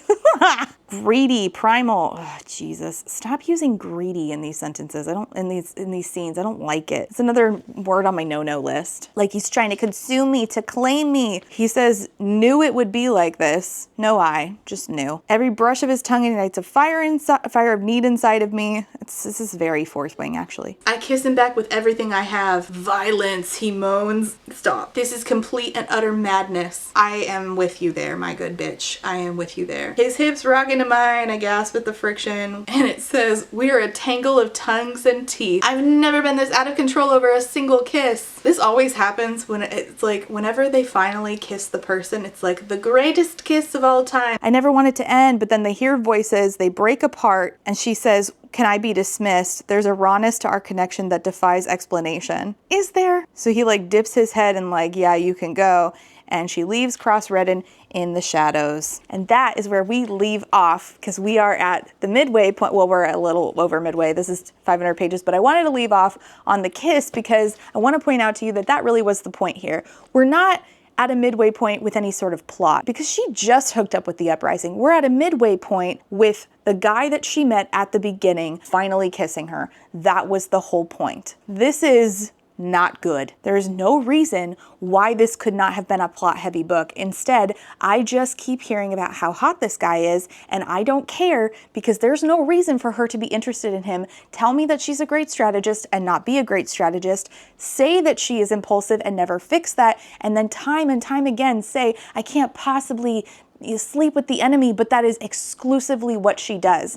This is fucking stupid. What is the point of this being a dystopian? I mean, you're like, you wanted Katniss Everdeen or Hunger Games, but spicy, but well, like everything that is compelling and important about the Hunger Games is just not here. What is the point of this? And I don't want to make like rules for genres. I don't want to say like it has to do this, this, and this, because I feel like that's kind of hypocritical for me to be like, I don't think reviews have to be anything except honest. But in my personal opinion, yes, I do believe that if you're going to write a dystopia, I do think that it should have a point. I do think that you should have something worthwhile to say, because we have seen that dystopian books can have worthwhile things to say. So an example of this that I would like to point out to you is this book right here. The Empire Wars by Akana Phoenix, I think is a much better book. And I think that if you're looking for a dystopian that is tackling things that this book could have tackled, you should try this one instead. This is a better, more worthwhile use of your time if you actually like dystopians. This is talking about colonization and racism. It's fast-paced. It's really good. I got Carlos to read it, and he's really invested in it. It's a genuinely good dystopian book that does what I want a dystopian book to do. When we had these like moments when we were like, you know, people my age were reading The Hunger Games at 18, 19, we're like, oh my gosh, I'm seeing the parallels here. And as you get older, like, you see them more and more. And Suzanne Collins is, I think, pretty damn good at her job. So if you're gonna say, well, I really want a dystopian, I just really want it to be spicy, I don't think that it's wrong to want to write a sex scene. Sex is often, not always, but often part of the human experience. Sure. But I just don't understand why that's all that this is. I don't understand why that's all that this is leading me towards. It's 500 fucking pages. And for what? What did you actually have to say that required 500 pages when The Hunger Games had something to say and did it in less pages? So I hate this. This is really pissing me off. But we're gonna do part 2. If you made it this far, I don't even know. Leave a blue heart, because there's blue on the side of this. I don't know, I'm brain dead after filming this for 3 freaking hours. If you have read this, let me know your thoughts on it, but please let me know your favorite dystopian that you have read. And if you have read The Empire Wars, let me know what you thought about it. Much, much better book. Thanks so much for watching. Comments and questions go down below. Let me know if you're excited for part 2 of this. I'm so excited to film it. Oh, all right. See you next time. Bye. And before I go, I have to say thank you for being a friend. Therapy Bills patrons, and those are Alexander, Andy, Ashley 8, Astra, Beck, Call Me Kodiak, Choco's Homesick for Taiwan, DJ Rocktopus, Ellie, Emerald Dodd, Eric, Jade L, John E, Jory, Julie D, K, Kai Brecker has not read Six of Crows, Kaleno K, Kelly K, Quinn, Lady Kittybug, Lady Chips, Lemon Jelly, Lex, Other Lex, Lily, Lisa L, Mattaraptor, Max B, Megwin Rose, Melissa, Minby, Mixer Boneless, Not So Secretly a Skeleton, Peggy Luhu, Piloting SRN, Rain, Reese, SJ, Samar, Scarlet, Spoopy, Steph B, Super SMA Girl Lily, 3 Raccoons in a Trench Coat, Tori, Urchin Audrey, White Raven 13, and Zorvictia. Thank you all so much for being here and for being a friend. And a huge thank you to my potato starch Marxists, Adrian, Aaron, Alejandra, Ali Oxenfree, Althea, Amanda D, Angelica, Artie the Ninth, Ava, Barry B, Beck Lowe, Binging for Soup, Blue Moon Syrup, Bookish by Jenna, Bookish Rabbit, Bree, Bridget 108, Kate, Caitlin, Carlin, Carly, Casper, Kate W, Kat Cole, Colleen, Corwin, Cosmic Frog, Courtney, Darius, Danielle, Danita, Darren, Desiree Michelle, Dilf Enthusiast, Dorothea Supports Public Education, Draco-chan, Drive-By Thinker, Ebby, Emily A, Emma, Aaron with 2 E's, Erica May, Aaron Starlight, Gadarn, Hannah C, Helen P, Harising, JM Tennant, Jackalope Max, Jay is on Olympus, Jelly V, Jen Michelle, Genderqueer, Jenny G, Jessie Ives, Jessa Sue, Jill, Jojo Bookish, Juicy Wizard, who I just met in person at BugNet Fest, and I was so excited. Caitlin M, Catherine, Katie, Katrina, Kayla, Kaylee, Kayala, Kendra, KMTV, Kayana, Laughing Cat Dog, Laura is Angry, Lauren G, Lazarus Ray, Lindsay M, LP, Luciri, Lustful Octopus, Martin, Macy Jane, Maddie, Madison, Man-Eating Plant, Megan, Malara, May, Mima Who, Morgan P, Myth Lesbian, Nicole G, Oxford, supporter, same, Paige P, Penelope, Penny Chilling, Foxglove, Pick a God and Pray, Plague Carrier, Pandemonium, Queen Cereal, Rachel B, Rebecca R, Ren, Flynn, Rhea, Ronnie, Rosie Thorns, Sikoria, Sadie, Saintbringer, Sakia Lume, Sarah H, Sarah the Bear, Shamed, Shannon, Sheen Onion, Sean, Sophie, Talia, That One Cute Chick, This Is Not a Trap, Tiana, Too Thick to Work to Get Today, Triple M, Tito Phoenix, Unicorn Jenny. Thank you all so much for being here and for being a friend.